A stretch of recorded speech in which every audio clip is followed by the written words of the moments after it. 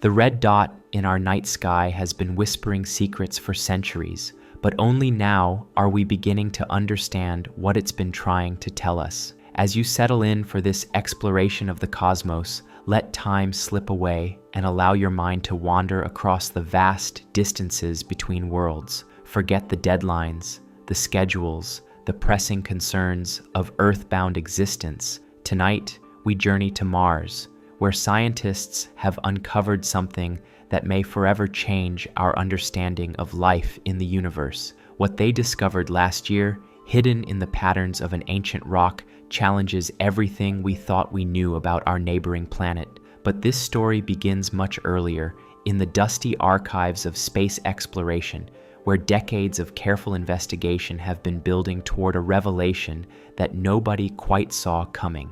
The cosmos operates on its own timeline, indifferent to human impatience. Mars has been keeping its secrets for billions of years, and only recently has our technology advanced enough to begin reading the encrypted messages left behind in stone and soil. The tale we're about to unfold spans geological ages, political administrations, and the quiet determination of scientists who refuse to accept that Mars was simply a dead world covered in rust. In the summer of 2024, a six-wheeled robot the size of a small car rolled across the Martian landscape toward what appeared to be just another rock. The rover, named Perseverance, had been systematically exploring the dried remnants of an ancient river delta for over 3 years. Its nuclear-powered heart had been beating steadily through Martian days and nights, its cameras and instruments scanning, measuring, drilling, and storing samples that might one day return to Earth. But this particular rock would prove different from all the others. When Perseverance's instruments focused on the reddish stone that the science team nicknamed Chayava Falls, they detected something unprecedented. Patterns emerged under scrutiny that looked remarkably like biological signatures, microscopic arrangements that on Earth would almost certainly indicate the presence of ancient life. The discovery represented the culmination of decades of increasingly sophisticated exploration, each mission building upon the lessons of its predecessors. The story of how we reached this moment of potential breakthrough reveals as much about human persistence as it does about Martian geology. Mars has always occupied a peculiar place in human imagination. Unlike Venus, shrouded in impenetrable clouds, or Jupiter, obviously alien with its swirling gas storms, Mars presents itself as almost familiar. It has seasons, polar ice caps, dust storms that can cover the entire planet, and a day that's remarkably similar in length to our own. Early astronomers, squinting through primitive telescopes, convinced themselves they could see canals carved across its surface by intelligent beings. Those canals, of course, turned out to be optical illusions, artifacts of wishful thinking and limited technology. But the dream of a living Mars persisted well into the space age. When the first successful spacecraft to visit our planetary neighbor sent back pictures in the 1960s, they revealed a world that looked disturbingly like the moon, cratered and apparently lifeless. The romantic notion of Martians building waterways across their desert world crumbled in the harsh light of scientific reality, yet Mars refused to give up all its secrets easily. The planet revealed itself gradually, through a series of increasingly sophisticated robotic ambassadors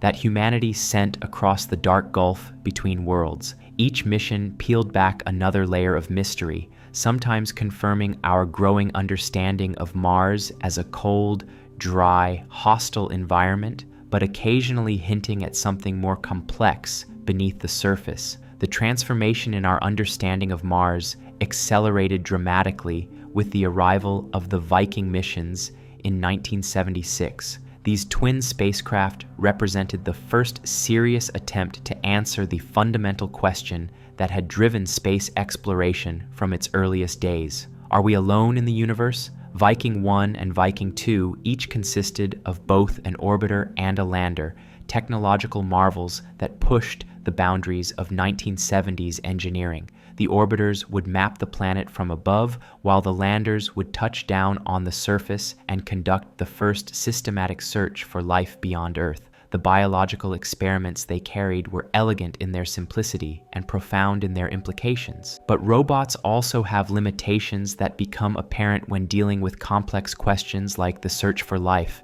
The interpretation of potential biosignatures requires the kind of contextual understanding, intuitive leaps, and creative thinking that humans excel at. The controversy surrounding the Viking results demonstrates how difficult it can be to definitively interpret biological versus non-biological processes using only robotic instruments. This tension between the capabilities and limitations of robotic exploration has shaped the design of current Mars missions. Rather than attempting to definitively prove the existence of life on Mars, current rovers are designed to identify the most promising samples and preserve them for eventual return to Earth. This approach acknowledges that some questions may require the full resources of terrestrial laboratories to answer definitively. The strategy of sample return represents a compromise between the practical limitations of robotic exploration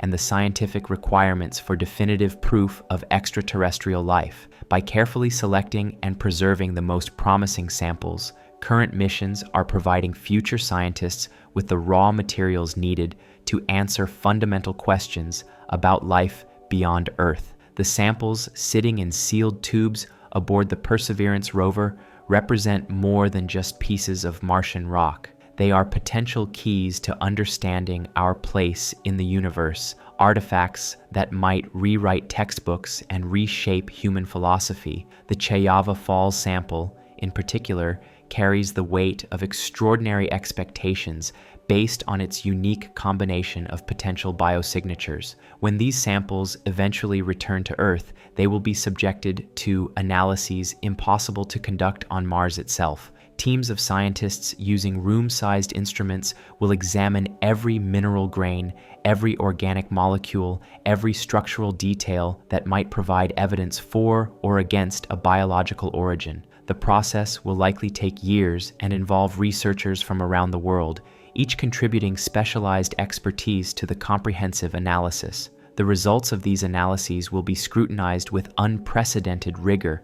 Given the profound implications of discovering life beyond Earth, the scientific community will demand extraordinary evidence before accepting extraordinary claims. The process will likely involve multiple independent analyses by different research groups using different techniques, all working to verify or refute the biological interpretation of the samples. This careful, methodical approach reflects lessons learned from previous claims of extraterrestrial life that were later overturned by more detailed analysis. The 1996 announcement of possible fossils in a Martian meteorite generated enormous excitement, but was gradually undermined by alternative explanations for the observed features. The scientific community is determined to avoid similar controversies by ensuring that any future claims of Martian life are based on unassailable evidence. Yet the very rigor of this process means that definitive answers may be years away. Even after Martian samples return to Earth, science advances slowly and carefully, particularly when dealing with questions as fundamental as the existence of extraterrestrial life. The wait for answers will test the patience of both scientists and the public, but it is necessary to ensure that any conclusions are based on solid evidence rather than wishful thinking. In the meantime, Mars continues to orbit the Sun in its elliptical path, its surface alternately heating and cooling with the changing seasons, its atmosphere cycling through complex patterns of weather and chemistry. The red planet maintains its secrets while human-made machines crawl across its surface and orbit overhead, patiently gathering data that might eventually revolutionize our understanding of life in the universe. The robots exploring Mars operate on a different timescale than their human creators. While human attention spans are measured in years or decades, these mechanical explorers are designed to operate for many years, sometimes far exceeding their planned mission lifetimes. The Curiosity rover, originally designed for a 2-year mission, is now in its 13th year of operation. The Opportunity rover operated for 15 years before finally succumbing to a planet-wide dust storm. This extended operational capability allows for long-term studies that would be impossible with shorter missions. Seasonal and annual variations in atmospheric chemistry, the gradual exposure of new rock formations through erosion, and the accumulation of environmental data over multiple Martian years all contribute to a deeper understanding of the red planet's complex systems. The longevity of Mars missions also allows for unexpected discoveries that were not part of the original mission plans. The Chayava Falls rock that has generated so much excitement was encountered serendipitously during Perseverance's exploration of its landing site. If the mission had ended after its planned duration, this potentially revolutionary sample might never have been collected. Such unexpected discoveries highlight the importance of maintaining long-term exploration programs rather than relying on short-duration missions. Mars reveals its secrets gradually, and sustained exploration increases the chances of encountering the kind of unusual formations or chemical signatures that might preserve evidence of ancient life. The gradual accumulation of knowledge about Mars also demonstrates how scientific understanding evolves over time. Early missions painted a picture of Mars as a cold, dry, largely inactive world. Subsequent missions revealed evidence of past water activity, complex atmospheric chemistry, and ongoing geological processes.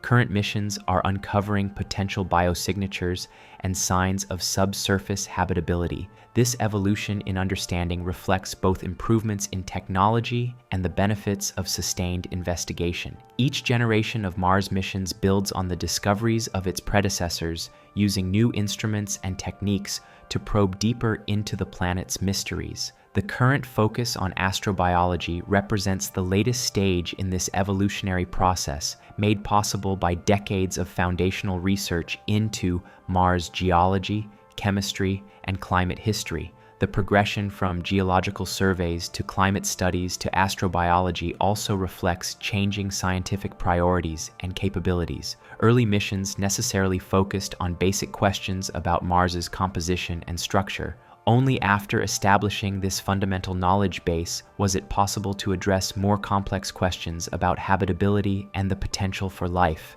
This hierarchical approach to planetary exploration provides a model for studying other worlds where life might exist.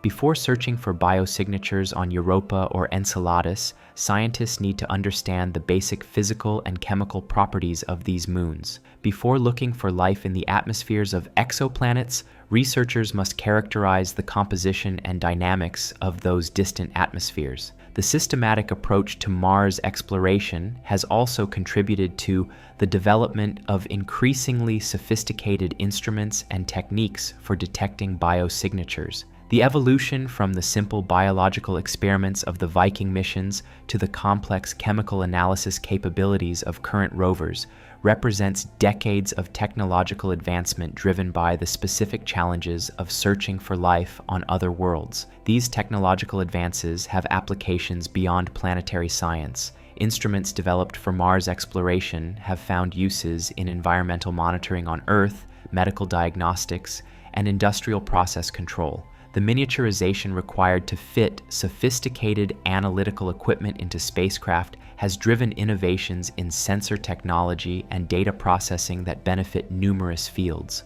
The international cooperation that has characterized Mars exploration has also fostered technological exchange and scientific collaboration that extends beyond planetary science. The partnerships formed between space agencies for Mars missions have facilitated cooperation on other projects, from Earth observation satellites to deep space missions to the outer solar system. This collaborative approach to Mars exploration stands in contrast to the competitive nationalism that characterized early space exploration. While national pride and prestige remain factors in space missions, the complexity and cost of modern planetary exploration increasingly favor international partnerships that combine complementary capabilities and share expenses. the success of international collaboration in Mars exploration provides a positive example for addressing other global challenges that require sustained cooperation and shared resources. Climate change, biodiversity loss, and other planetary scale problems might benefit from the kind of long-term collaborative approach that has proven successful in Mars exploration. As we contemplate the potential discovery of life on Mars, it's worth considering how such a finding might influence human behavior and priorities. The knowledge that life has arisen independently on at least 2 worlds in our solar system would fundamentally alter our perspective on our place in the universe and our responsibilities as a potentially spacefaring species. The philosophical and cultural implications of discovering Martian life would likely be as profound as the scientific ones. Religious and spiritual traditions would need to grapple with the reality of life beyond Earth, potentially leading to new theological insights and interpretations. Educational systems would need to incorporate the reality of extraterrestrial life into curricula, fundamentally changing how we teach children about biology, astronomy, and humanity's place in the cosmos. The economic implications could be equally significant. The discovery of life on Mars would likely trigger massive new investments in astrobiology research, space exploration, and the technologies needed to study and potentially interact with extraterrestrial organisms. Entire new industries might emerge around the study, cultivation, or utilization of Martian life forms. However, the discovery of Martian life would also raise complex ethical questions that human society is only beginning to consider. What rights, if any, should be accorded to extraterrestrial organisms? How should human activities be regulated to protect indigenous Martian life? What responsibilities do we have to preserve extraterrestrial ecosystems? These questions become particularly acute when considering future human colonization of Mars. If the planet harbors indigenous life, human settlement would inevitably impact Martian ecosystems through habitat modification, resource extraction, and the introduction of Earth organisms. Balancing human expansion with the protection of Martian life would require careful planning and possibly significant restrictions on human activities. Some scientists and ethicists argue that the discovery of any form of Martian life should lead to strict planetary protection measures that would severely limit human access to the planet. Others contend that humans and Martian life could coexist through careful management and possibly even mutual benefit in engineered ecosystems. These debates are not merely theoretical. Private companies and government agencies are actively planning human missions to Mars within the next few decades, and the presence or absence of indigenous life could significantly influence the design and implementation of these missions. The ethical framework for human expansion into the solar system may need to be established before definitive evidence of Martian life is found. The potential discovery of life on Mars also raises questions about our responsibilities to search for and protect life elsewhere in the solar system. If life can arise independently on Mars, it might also exist on other worlds where conditions have been or remain suitable. This would argue for expanded exploration programs and stronger planetary protection measures for missions to potentially habitable moons and planets. The icy moons of Jupiter and Saturn, in particular, might harbor subsurface oceans where life could exist. Europa, Enceladus, and other moons show evidence of liquid water beneath their frozen surfaces, and some have active geological processes that could provide energy sources for hypothetical organisms. The discovery of life on Mars would strengthen the case for missions to these distant worlds and might accelerate the development of the technologies needed to explore subsurface oceans. Similarly, the discovery of Martian life would inform the search for life around other stars. Understanding how life adapts to Martian conditions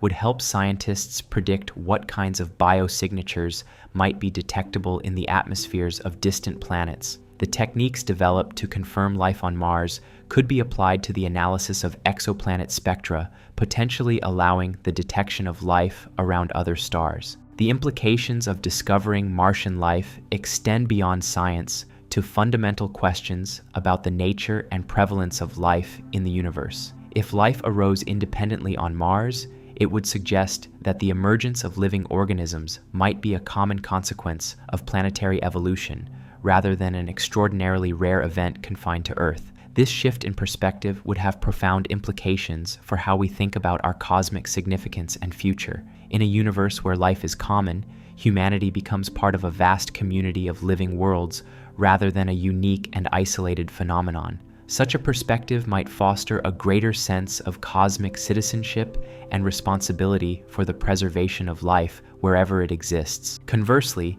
if detailed analysis of Martian samples reveals that apparent biosignatures have non-biological explanations, it would reinforce the possibility that Earth's biosphere is truly unique. Such a finding would highlight the extraordinary value of our planet's ecosystems and the importance of preserving Earth's biological diversity as potentially the only example of life in our cosmic neighborhood. Either outcome would reshape human philosophy and priorities in fundamental ways. The search for life on Mars represents more than just a scientific investigation. It is an exploration of humanity's place in the cosmic order and our responsibilities as conscious beings capable of extending life beyond its planet of origin. As robotic explorers continue their patient work on the Martian surface and in orbit around the red planet, they carry with them the hopes and questions of an entire species. The data they gather, the samples they collect, and the images they transmit across millions of miles of space represent humanity's attempt to answer one of the most profound questions we can ask. Are we alone? The potential biosignatures in the Java Falls rock may not provide definitive answers to this question, but they represent our best evidence yet that the answer might be no. Whether confirmed or refuted by future analysis, these samples will contribute to our growing understanding of Mars as a complex, dynamic world that may have been, and might still be, capable of supporting life. In the vast timescales of cosmic evolution, human exploration of Mars represents just a brief moment of curiosity and investigation, yet this moment may prove to be pivotal in humanity's development as a spacefaring species and our understanding of our place among the worlds. The red dot that has wandered across Earth's night sky for millennia is finally beginning to reveal its secrets, and those secrets may transform our understanding of life, consciousness, and meaning in the universe. The story of Mars exploration continues to unfold, written by robotic scribes that patiently record every geological formation, every chemical reaction, every atmospheric fluctuation on a world that has waited billions of years for witnesses to arrive and begin reading the story written in its rocks and preserved in its ice. Whether that story includes life remains to be seen, but the very fact that we can now ask the question with sophisticated instruments and rigorous scientific methods represents one of the greatest achievements of human civilization. As Mars continues its ancient orbit around our shared sun, carrying its cargo of robotic explorers and their precious samples, the red planet maintains its vigil as both a destination for human dreams and a laboratory for understanding the possibilities and limitations of life in the cosmos. The answers we seek may be locked away in the sealed tubes aboard Perseverance,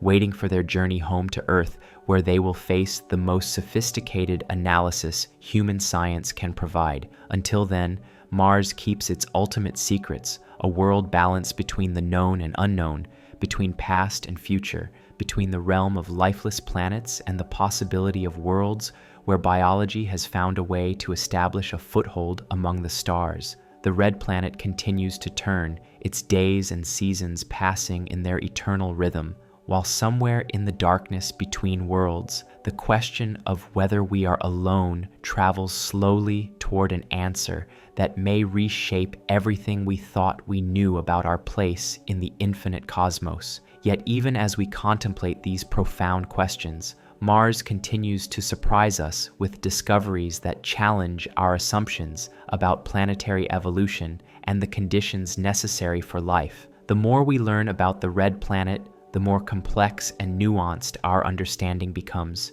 moving far beyond the simple dichotomy of habitable versus uninhabitable worlds. Consider the remarkable diversity of environments that Mars has presented to its robotic explorers. The Spirit rover spent years investigating the ancient impact crater known as Gusev, initially thought to be the site of an ancient lake. While the expected lake sediments proved elusive, Spirit discovered something perhaps more intriguing: evidence of explosive volcanic activity and hydrothermal systems that might have created localized habitable environments even in the absence of large bodies of standing water. The rover's discovery of silica-rich deposits, similar to those found around hot springs on Earth, suggested that water had been present at temperatures and chemical conditions that could support extremophile organisms. These findings expanded our conception of Martian habitability beyond the simple presence of liquid water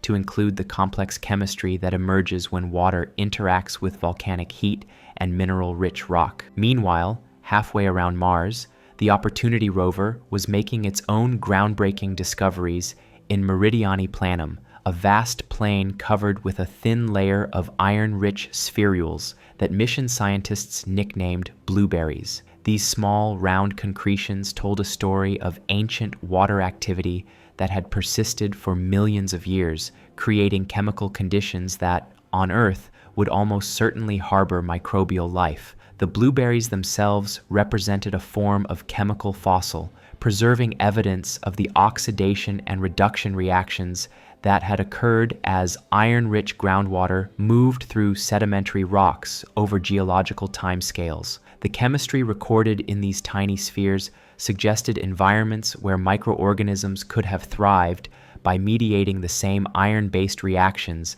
that formed the concretions. But perhaps most remarkably, Opportunity's analysis revealed that the ancient environment preserved in Meridiani Planum had been not merely wet, but actively cycling between wet and dry conditions over extended periods. This kind of environmental variability is now recognized as potentially crucial for the origin of life, as it creates the chemical gradients and concentration effects that can drive the complex reactions necessary for biological evolution. The cycling between wet and dry conditions also creates opportunities for the concentration and preservation of organic compounds, as evaporation can leave behind concentrated solutions of amino acids, nucleic acids, and other biological precursors. When water returns, these concentrated compounds can participate in more complex chemical reactions that might eventually lead to self-replicating systems. This understanding of the importance of environmental variability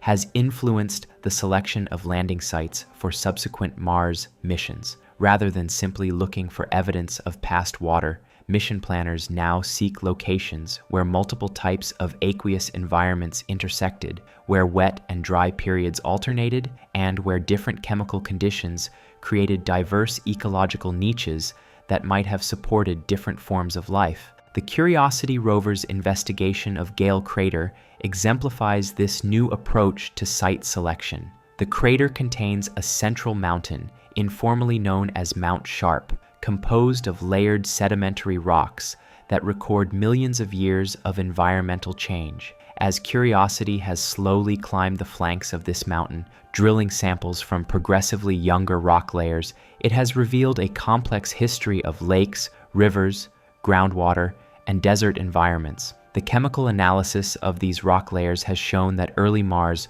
was not simply warm and wet, but experienced a complex climate history with multiple transitions between habitable and less habitable conditions. Some layers preserve evidence of neutral pH lakes where Earth-like organisms could easily survive, while others record more acidic conditions that would challenge even the most hardy extremophiles. This environmental complexity suggests that if life did evolve on early Mars, it would have faced selection pressures that favored adaptability and resilience. Organisms that survived the transition from Mars' clement early period to its current harsh conditions would necessarily be extremely hardy, possibly more so than any life forms currently known on Earth. The implications of this possibility extend beyond simple academic curiosity. If Mars harbors extremely resilient organisms that have survived billions of years of environmental degradation,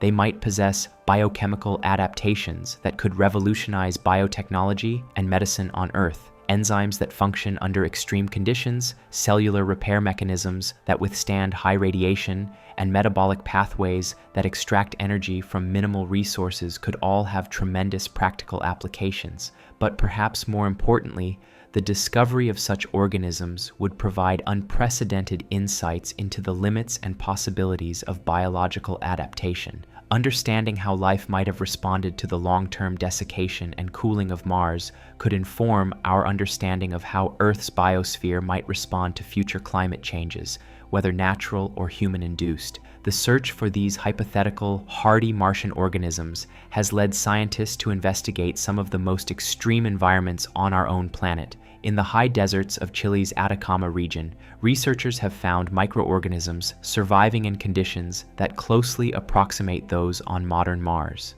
These organisms, which can remain dormant for decades and resume activity when minimal moisture becomes available, provide models for what life on Mars might look like today. Similarly, studies of organisms living in the deep subsurface of Earth, sometimes several kilometers below the surface, have revealed ecosystems that derive all their energy from chemical reactions with rock. These deep biosphere communities might be analogous to hypothetical subsurface life on Mars, particularly given the growing evidence for liquid water in Mars's deep interior. The discovery of Earth's deep biosphere has fundamentally changed how scientists think about the limits of habitability. Life exists at depths where no sunlight penetrates, at temperatures that approach the boiling point of water, and in chemical conditions that would be toxic to most surface organisms. If similar conditions exist in Mars' subsurface, and the growing body of evidence suggests they do, then the red planet might harbor a vast hidden biosphere that has persisted throughout its climatic evolution. This possibility has profound implications for future human exploration of Mars. If the planet's subsurface harbors indigenous life, human activities such as drilling for water or geothermal energy could inadvertently contaminate or destroy unique evolutionary lineages that have survived for billions of years. The ethical implications of such potential impacts are only beginning to be seriously considered by the space exploration community.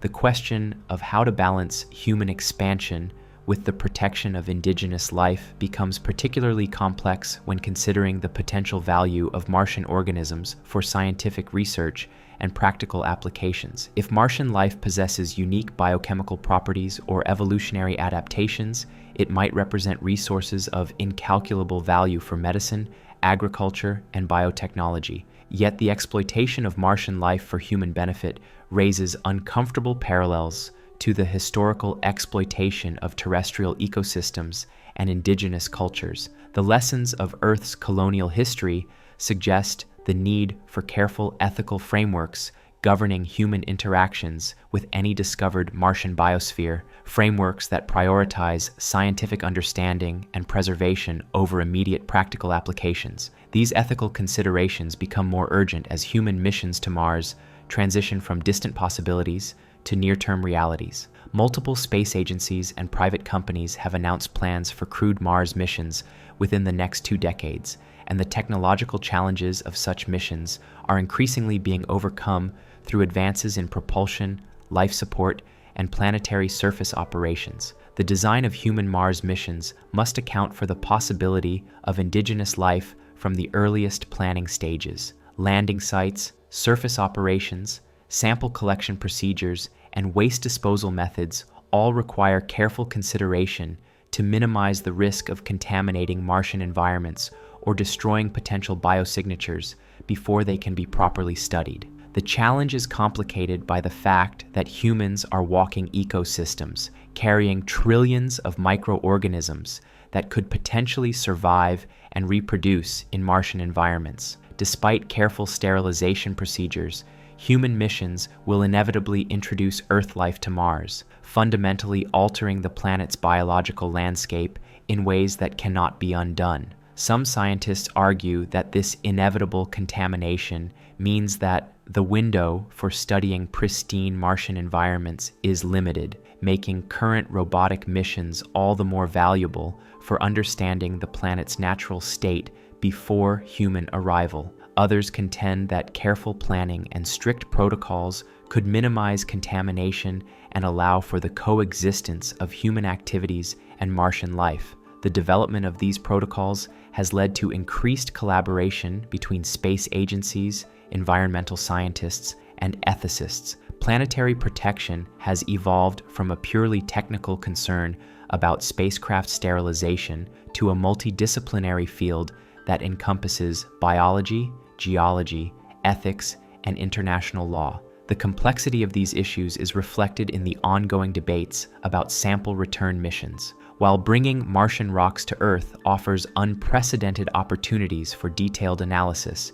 it also raises concerns about the potential for backward contamination, the possibility that Martian organisms could pose risks to Earth's biosphere. Although the harsh conditions on Mars make it unlikely that any indigenous organisms would survive in Earth's oxygen-rich atmosphere, the principle of extreme caution in handling potentially biohazardous materials has led to elaborate containment protocols for returned samples. These protocols, developed over decades of research into biological containment, will ensure that Martian samples can be studied safely without risking contamination of Earth's environment. The biosafety considerations surrounding Mars sample return have driven advances in containment technology and sterilization techniques that have applications well beyond space exploration. The same approaches used to safely handle Martian samples could be applied to studying dangerous pathogens, developing new medicines, or investigating other potentially hazardous materials. But perhaps more significantly, the careful attention to biosafety in Mars exploration has fostered a culture of responsibility and caution that could serve as a model for other activities where human actions might have irreversible consequences for planetary-scale systems. Climate change, biodiversity loss, and other global challenges might benefit from the same systematic approach to risk assessment and precautionary measures that characterizes planetary protection protocols. As we contemplate these broader implications of Mars exploration, it's worth considering how the search for life on the red planet has already transformed our understanding of life on Earth. The study of extremophile organisms, initially motivated by the search for life in extreme environments beyond Earth, has revealed forms of terrestrial life that were previously unknown to science. These discoveries have expanded our conception of the biosphere to include environments previously thought to be lifeless. Deep ocean hydrothermal vents, acidic hot springs, hypersaline lakes, and permanently frozen Antarctic valleys all harbor unique forms of life that challenge our understanding of biological limits. The study of these extreme organisms has practical applications in biotechnology, where enzymes from extremophiles are used in industrial processes, medical diagnostics, and environmental remediation. The search for life on Mars has thus contributed to a better understanding and utilization of life on Earth, demonstrating the interconnected nature of scientific inquiry across different fields and environments. This interconnectedness extends to the technological innovations driven by Mars exploration. The development of miniaturized analytical instruments for spacecraft has advanced fields ranging from environmental monitoring to medical diagnostics. The need for autonomous decision-making by Mars rovers has contributed to advances in artificial intelligence and robotics that have applications in manufacturing, healthcare, and transportation. The communication systems developed to maintain contact with spacecraft across interplanetary distances have improved satellite communications and deep space tracking capabilities. The power systems that keep Mars missions operating through dust storms and winter conditions have advanced solar panel technology and battery storage systems with terrestrial applications. Perhaps most importantly, the systems engineering approaches developed for Mars missions, which must anticipate and prepare for every possible failure mode across million-mile supply chains and decade-long timelines, have influenced project management and risk assessment practices in numerous industries. The technological heritage of Mars exploration extends back to the earliest days of space exploration, building upon lessons learned from lunar missions, planetary flybys, and Earth-orbiting satellites. Each generation of Mars missions has pushed the boundaries of what's possible with robotic exploration,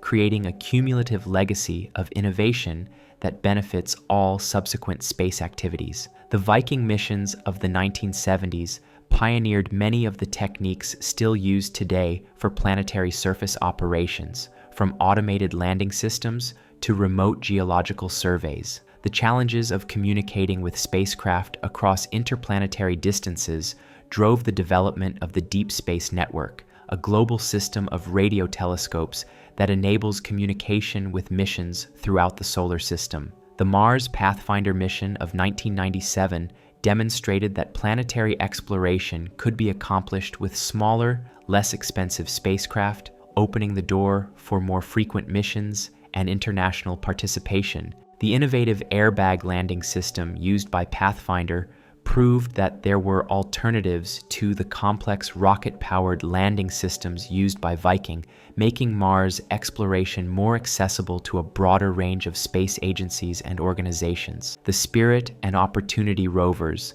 launched in 2003, showed that robotic explorers could operate for years beyond their planned mission lifetimes, providing unprecedented scientific return on investment.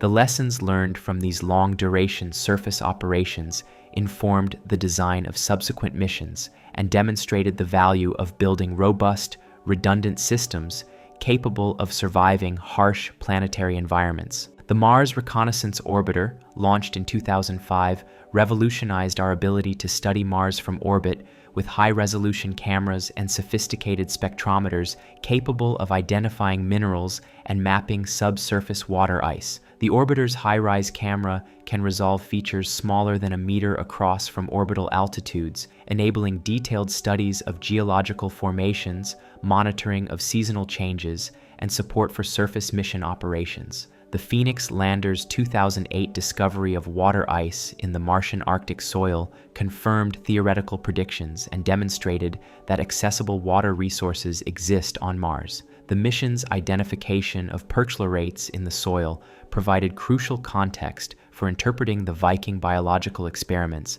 and understanding the challenges that potential Martian organisms would face. The Curiosity rover, which landed in 2012, represented a quantum leap in analytical capability, with its nuclear-powered laboratory capable of detailed chemical analysis of rocks and soil. The rover's ChemCam laser spectrometer allows it to analyze the composition of targets several meters away, while its sample analysis at Mars laboratory can identify organic compounds with unprecedented sensitivity. The MAVEN orbiter, which arrived at Mars in 2014, has provided crucial insights into atmospheric escape processes that have shaped Mars's climate evolution. By studying how solar wind and radiation strip away Mars's atmosphere, MAVEN has helped scientists understand why the planet evolved from a warm, wet world capable of supporting life to the cold, dry desert we see today. The ExoMars Trace Gas Orbiter, a joint mission between the European Space Agency and Russia's Roscosmos, has contributed high-resolution mapping of atmospheric trace gases, including the controversial methane detections that continue to puzzle scientists. The orbiter's instruments are sensitive enough to detect methane concentrations of just a few parts per billion, yet they have often failed to confirm the methane detections reported by Curiosity, adding to the mystery of Mars' atmospheric chemistry. The InSight lander, which operated from 2018 to 2022, provided the first detailed study of Mars' interior structure using seismic measurements. The mission's seismometer detected thousands of Marsquakes, revealing that Mars is more geologically active than previously suspected and providing evidence for the massive subsurface water reservoir that could harbor life. Each of these missions has contributed unique insights while building upon the discoveries of its predecessors. The cumulative effect has been a transformation in our understanding of Mars from a simple geologically dead world to a complex, dynamic planet with a rich history of environmental change and ongoing processes that continue to shape its surface and atmosphere. This evolving understanding has been matched by improvements in mission design and implementation that have made Mars exploration increasingly routine and reliable. Landing success rates have improved dramatically since the early days of Mars exploration, when more missions failed than succeeded. Modern missions benefit from decades of experience in spacecraft design, navigation, atmospheric entry, and surface operations. The development of standardized components and proven designs has reduced the cost and risk of Mars missions while improving their scientific capabilities. Communication protocols, data storage systems, and autonomous operation procedures have been refined through multiple mission cycles, creating a mature framework for planetary exploration that can be adapted to different scientific objectives and operational constraints. This maturation of Mars exploration technology has enabled more ambitious mission concepts and international cooperation. The Mars Sample Return Campaign, despite its current challenges, represents the logical next step in Mars exploration, combining orbiter, lander, rover, and Earth return vehicle technologies into an integrated system capable of bringing Martian samples back to Earth for detailed analysis. The sample return mission architecture illustrates how Mars exploration has evolved from single-purpose missions to complex, multi-element campaigns that unfold over decades. The Perseverance rover is collecting samples now that won't return to Earth until the late 2020s or early 2030s, requiring coordination between multiple space agencies and sustained political and financial support across changing administrations and economic conditions. This long-term approach to Mars exploration reflects a growing understanding that answering fundamental questions about life in the universe requires sustained effort and patience. The search for biosignatures cannot be accomplished with a single mission or even a single generation of missions. It requires systematic investigation of multiple sites, different types of environments, and various geological time periods represented in Mars's rock record. The systematic nature of modern Mars exploration is evident in the careful selection of landing sites based on decades of orbital observations. Each rover and lander is sent to a location chosen specifically for its potential to address fundamental questions about Mars's history and habitability. The diversity of sites explored by different missions provides complementary insights into the range of environments that existed on ancient Mars. Gale Crater, Curiosity's landing site, was chosen because it contains a record of environmental change preserved in the layered rocks of Mount Sharp. Jezero Crater, where Perseverance is operating, was selected because it preserves an ancient river delta where conditions would have been ideal for life and where biosignatures might be preserved. The planned landing sites for future missions continue this systematic approach, targeting locations that can address specific gaps in our understanding of Martian habitability. This strategic approach to site selection has been enabled by the comprehensive mapping of Mars, achieved through decades of orbital observations. We now know more about the global geology of Mars than we do about many regions of Earth's ocean floors. High-resolution topographic maps, mineral distribution studies, and subsurface water ice mapping provide mission planners with detailed information about potential landing sites and their scientific value. The wealth of orbital data has also enabled virtual exploration of Mars through computer models and simulations that allow scientists to study the planet's evolution in unprecedented detail. Climate models can simulate Mars' atmospheric history over billions of years, while geological models can reconstruct the processes that formed specific landscapes and rock formations. These modeling capabilities have been crucial for interpreting the data returned by surface missions. Understanding the broader context of local observations requires knowledge of regional and global processes that can only be studied through orbital observations and theoretical modeling. The combination of surface exploration and orbital monitoring provides a comprehensive view of Mars that neither approach could achieve independently. The integration of surface and orbital observations has been particularly important for understanding Mars' water cycle and climate history. Orbital spectrometers can identify hydrated minerals across the entire planet, while surface rovers can study these minerals in detail to understand the specific conditions under which they formed. The combination reveals a complex history of water activity that varied significantly across different regions and time periods. This regional variation in Mars' aqueous history has important implications for astrobiology. Rather than experiencing uniform conditions across the entire planet, Mars appears to have had diverse environments that might have provided different evolutionary pressures and opportunities for life. Some regions might have maintained habitable conditions long after others became inhospitable,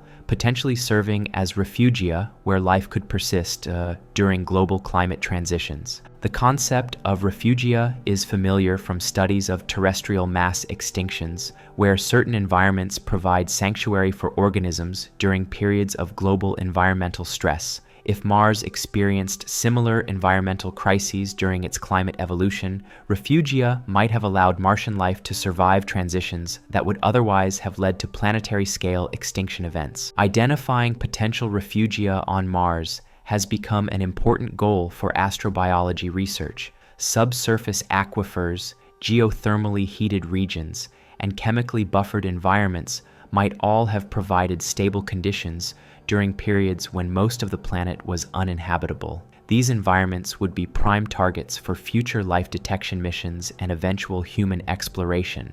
The search for refugia has been informed by studies of extreme environments on Earth, where life persists in seemingly impossible conditions. The Atacama Desert, Antarctic dry valleys, deep ocean trenches, and underground mines all harbor organisms that survive conditions that would be lethal to most life forms. These terrestrial analogs provide insights into the types of environments that might support life on Mars and the biosignatures that such organisms might leave behind. The study of terrestrial extremophiles has revealed remarkable biochemical innovations that allow life to thrive under extreme conditions. Some organisms can survive complete desiccation for decades, resuming activity when water becomes available.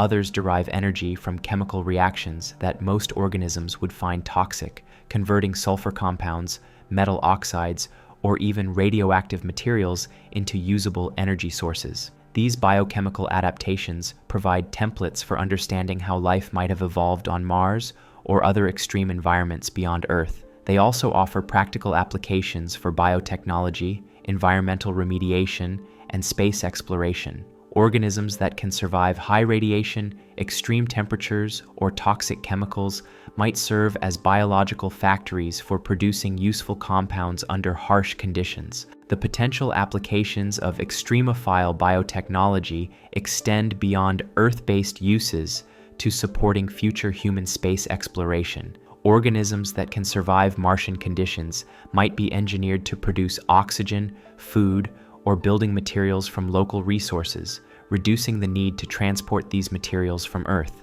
Such biological manufacturing systems could be crucial for establishing sustainable human settlements on Mars or other worlds. The development of biological life support systems for space exploration has become an active area of research, with studies investigating how terrestrial organisms might be adapted for use in extraterrestrial environments. Algae that can produce oxygen and food, bacteria that can break down waste products, and fungi that can grow building materials from local substrates all represent potential components of biological life support systems. These biological approaches to space exploration represent a fundamentally different philosophy from the purely technological approaches that have dominated space missions to date.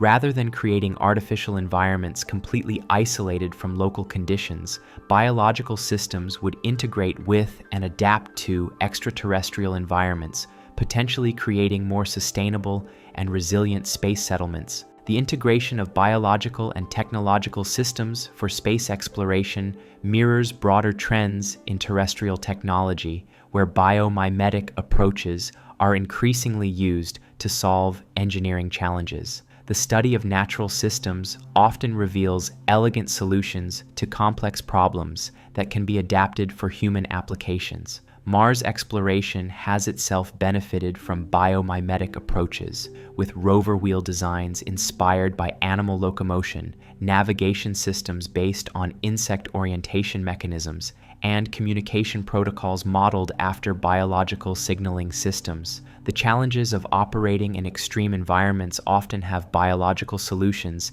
that have been tested through millions of years of evolution. As we contemplate the future of Mars, exploration, and the possibility of human settlement on the red planet, the lessons learned from decades of robotic exploration provide both encouragement and caution. The technological achievements of Mars missions demonstrate humanity's remarkable capacity to extend our presence beyond Earth, while the scientific discoveries reveal the complexity and fragility of planetary systems. The potential discovery of life on Mars would add another layer of complexity to these considerations, raising questions about our responsibilities as a spacefaring species and our relationships with other forms of life. The careful, methodical approach that has characterized the search for Martian life provides a model for how humanity might approach other challenges that require long-term thinking and international cooperation. The Viking landers scooped up samples of Martian soil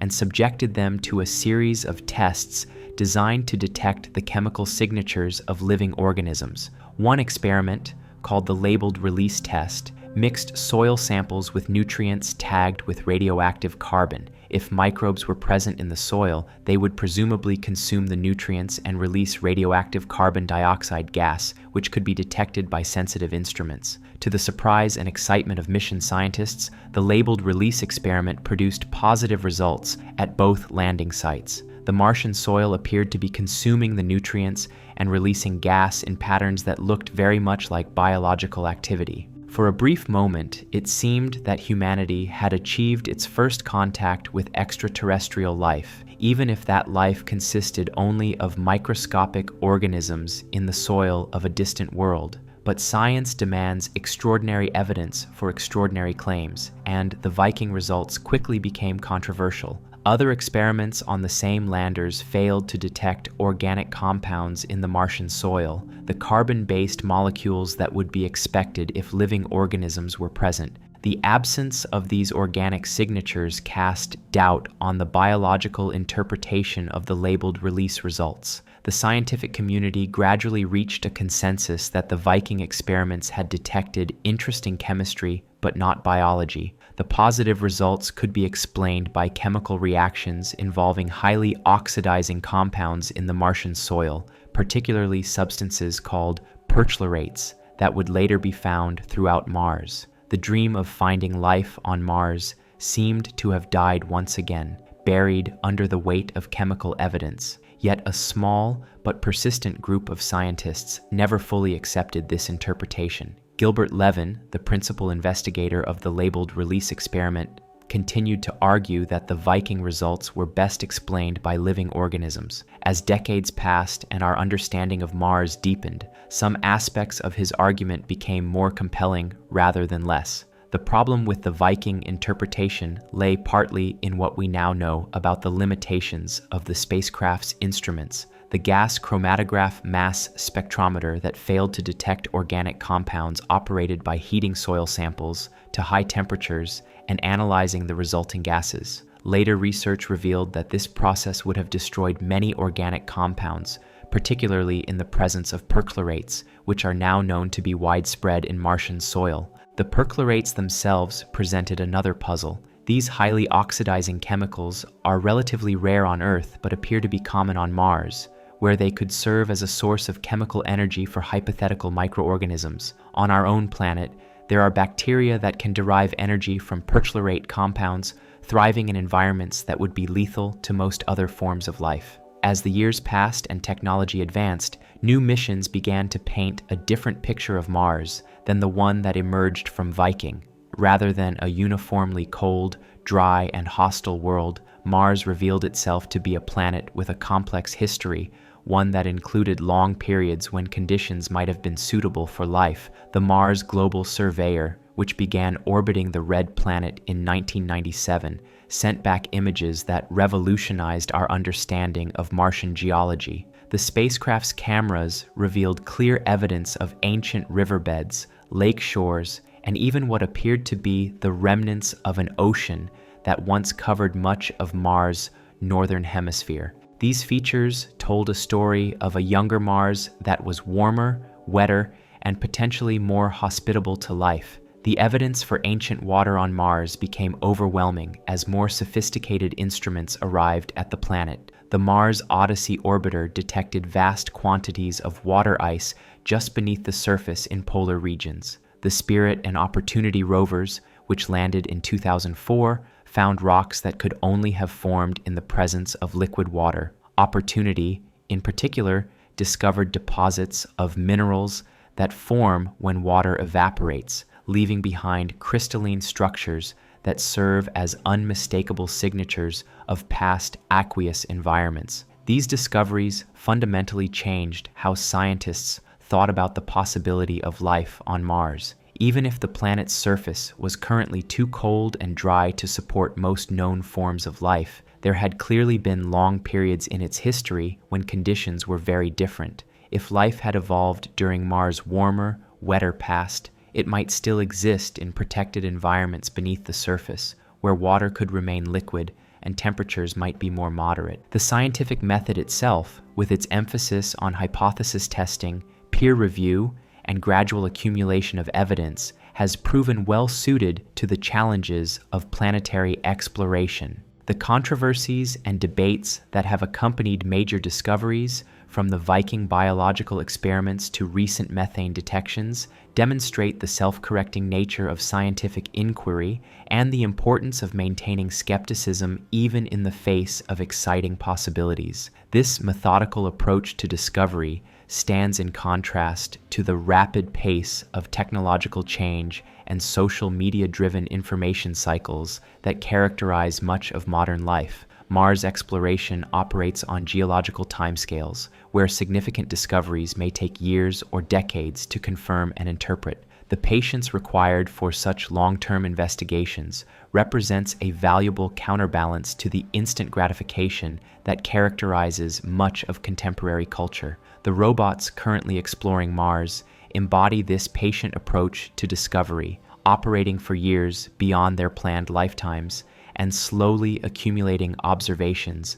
that build toward major breakthroughs. Their persistence in the face of dust storms, equipment failures, and communication blackouts demonstrates the value of sustained effort in scientific investigation. As these mechanical explorers continue their work, they carry with them the hopes and curiosity of an entire species, serving as humanity's ambassadors to another world. Every image they transmit, every measurement they record, and every sample they collect contributes to our growing understanding of Mars and our place in the universe. The data streaming back from Mars represents more than scientific observations. It constitutes humanity's first sustained dialogue with another planet. Through our robotic emissaries, we are learning to read the geological language written in Martian rocks, to interpret the chemical stories told by ancient minerals, and to understand the climatic narrative preserved in layered sediments. This conversation with Mars has revealed a world far more complex and interesting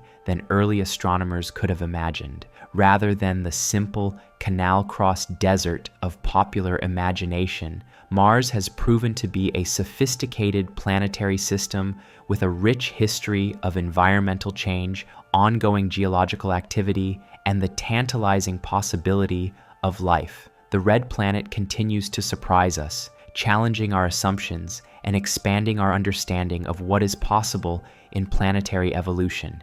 Each new discovery builds upon previous findings while opening new questions and possibilities for investigation. The scientific conversation with Mars is far from over. Indeed, it may be just beginning. As we look toward the future of Mars exploration, with human missions on the horizon and increasingly sophisticated robotic investigations underway, the red planet stands as both destination and teacher. It offers lessons about planetary evolution, climate change, and the possibilities and limitations of life in extreme environments. Most importantly, it provides a mirror in which humanity can examine its own relationship with planetary systems and its responsibilities as a potentially multi-planetary species. The journey to Mars, both physical and intellectual, represents one of humanity's greatest adventures, surpassing in scope and significance the terrestrial explorations that opened new continents and connected distant cultures. In reaching toward Mars, we are not just exploring another world. We are expanding the definition of what it means to be human and taking the first steps toward becoming a truly cosmic species. The red planet turns in its ancient orbit, patient and enduring, carrying its cargo of secrets and possibilities through the cosmic night. Whether those possibilities include life, past or present, remains to be seen. But the very fact that we can now ask the question with sophisticated instruments and rigorous scientific methods represents a triumph of human curiosity, ingenuity, and determination. Mars awaits, ready to yield more of its secrets to those patient enough to listen, careful enough to interpret its subtle messages, and bold enough to imagine possibilities that transcend the boundaries of any single world. The conversation between Earth and Mars continues, carried by radio waves across millions of miles of space, connecting two worlds in humanity's greatest dialogue with the cosmos. But this dialogue extends far beyond the technical exchange of data between spacecraft and ground control. It represents a fundamental shift in humanity's relationship with the universe, from passive observers gazing at points of light in the night sky to active participants in a cosmic community of worlds. Mars has become more than a destination. It has become humanity's first step toward understanding our place among the planets. The transformation of Mars from mythological deity to scientific subject reflects the broader evolution of human consciousness from Earth-centered to cosmic perspectives. Ancient civilizations named the wandering red star after gods of war, attributing its retrograde motion and variable brightness to supernatural influences. Medieval astronomers tracked its movements as part of their efforts to understand celestial mechanics, while Renaissance observers began to discern its true nature as another world. The invention of the telescope opened new vistas of Martian mystery, revealing a disk that showed seasonal changes in color and brightness. Early telescopic observers convinced themselves they could see geometric patterns on the Martian surface, interpreting natural features as evidence of intelligent design. The notorious canali, observed by Giovanni Schiaparelli in the late 19th century, mistranslated as canals rather than channels, sparked decades of speculation about Martian engineering projects. Percival Lowell's detailed maps of supposed Martian canal networks captured public imagination and influenced science fiction for generations. His vision of a dying planet whose inhabitants had constructed vast irrigation systems to channel water from polar ice caps to equatorial cities provided a compelling narrative that persisted well into the space age. The romantic notion of ancient Martian civilizations struggling against planetary climate change resonated with human concerns about our own environmental challenges. The reality revealed by space exploration proved both more mundane and more fascinating than these early speculations. Mars turned out to be devoid of cities and canals, but rich in geological wonders that told stories of planetary evolution spanning billions of years. The canyons that early observers mistook for artificial channels proved to be natural formations on a scale that dwarfs anything found on Earth. Valles Marineris, the vast canyon system that stretches across Mars' equatorial region, extends for over 4,000 kilometers and reaches depths of 7 kilometers in places. This enormous rift in the Martian surface formed through a combination of tectonic activity and erosion, creating a geological feature so large it would stretch across the entire continental United States. The canyon's layered walls preserve a record of Mars' geological history that spans much of the planet's existence. The formation of valles marineris involved processes that reveal fundamental aspects of Mars's internal structure and evolution. Unlike Earth's mobile tectonic plates that constantly reshape our planet's surface, Mars appears to have a more stable crust that has preserved ancient features for billions of years. The stresses that created valles marineris likely resulted from the massive volcanic activity that built the nearby Tharsis region, home to some of the largest volcanoes in the solar system. Olympus Mons, the largest of these volcanic giants, rises 21 kilometers above the surrounding plains, making it nearly 3 times taller than Mount Everest. This enormous shield volcano covers an area roughly the size of France and represents the product of billions of years of volcanic activity. The volcano's gentle slopes and massive size indicate that it formed through repeated eruptions of fluid lava over geological timescales, building up layer upon layer of volcanic rock. The existence of such massive volcanoes on Mars reveals important differences between Martian and terrestrial geology. On Earth, volcanic activity is distributed across multiple tectonic plates that move over underlying mantle hotspots, creating chains of smaller volcanoes like the Hawaiian Islands. Mars's lack of plate tectonics has allowed volcanic hotspots to remain stationary relative to the surface, building enormous single volcanoes instead of volcanic chains. These geological differences have profound implications for Mars' potential habitability. Volcanic activity provides heat, chemical energy, and atmospheric gases that can support life. The concentration of Martian volcanism in specific regions means that these areas might have remained habitable longer than other parts of the planet, creating potential refugia where life could have persisted even as global conditions became less hospitable. The relationship between volcanism and habitability is complex and depends on many factors beyond simple heat production. Volcanic gases can create greenhouse effects that warm planetary surfaces, but they can also include toxic compounds that would be harmful to most forms of life. The balance between beneficial and harmful effects depends on atmospheric chemistry, surface pressure, and the specific types of volcanic activity involved. Mars' volcanic history appears to have been dominated by effusive eruptions that produced relatively gentle lava flows rather than the explosive volcanism that characterizes some terrestrial volcanoes. This style of volcanism would have released gases more gradually, potentially creating more stable atmospheric conditions than explosive eruptions that inject large amounts of ash and gas into the atmosphere over short time periods. The timing of Martian volcanism also has important implications for habitability. Geological evidence suggests that major volcanic activity continued on Mars for billions of years, potentially overlapping with periods when liquid water was stable on the planet's surface. The combination of volcanic heat, water, and chemical energy from volcanic gases might have created ideal conditions for life in volcanic regions. Recent discoveries have revealed that Martian volcanism may have been even more complex and long-lasting than previously thought. Some volcanic features show evidence of activity much more recently than the ancient volcanism that built Olympus Mons and the other giant shield volcanoes. Young volcanic flows, possibly only millions of years old, suggest that Mars might still be volcanically active today. The possibility of ongoing volcanic activity on Mars has significant implications for astrobiology.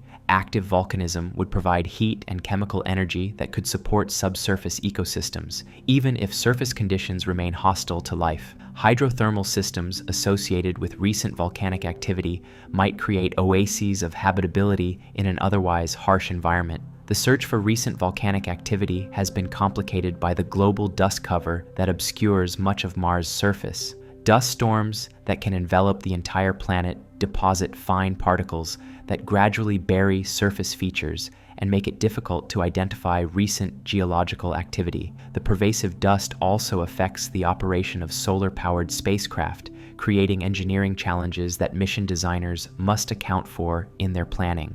Martian dust storms represent one of the most dramatic and poorly understood phenomena on the red planet. These storms can begin as small, local disturbances and grow to encompass the entire planet within weeks, creating walls of dust that tower dozens of kilometers into the atmosphere. The 2018 global dust storm that ended the Opportunity rover's mission demonstrated the power of these events to reshape the Martian environment. The mechanisms that drive Martian dust storms are not fully understood, but they appear to involve complex interactions between surface heating, atmospheric dynamics, and the properties of Martian dust itself. The planet's thin atmosphere and low gravity allow dust particles to remain suspended for much longer than they would on Earth, creating feedback loops where airborne dust absorbs sunlight and creates temperature differences that drive further atmospheric motion. Understanding Martian dust storms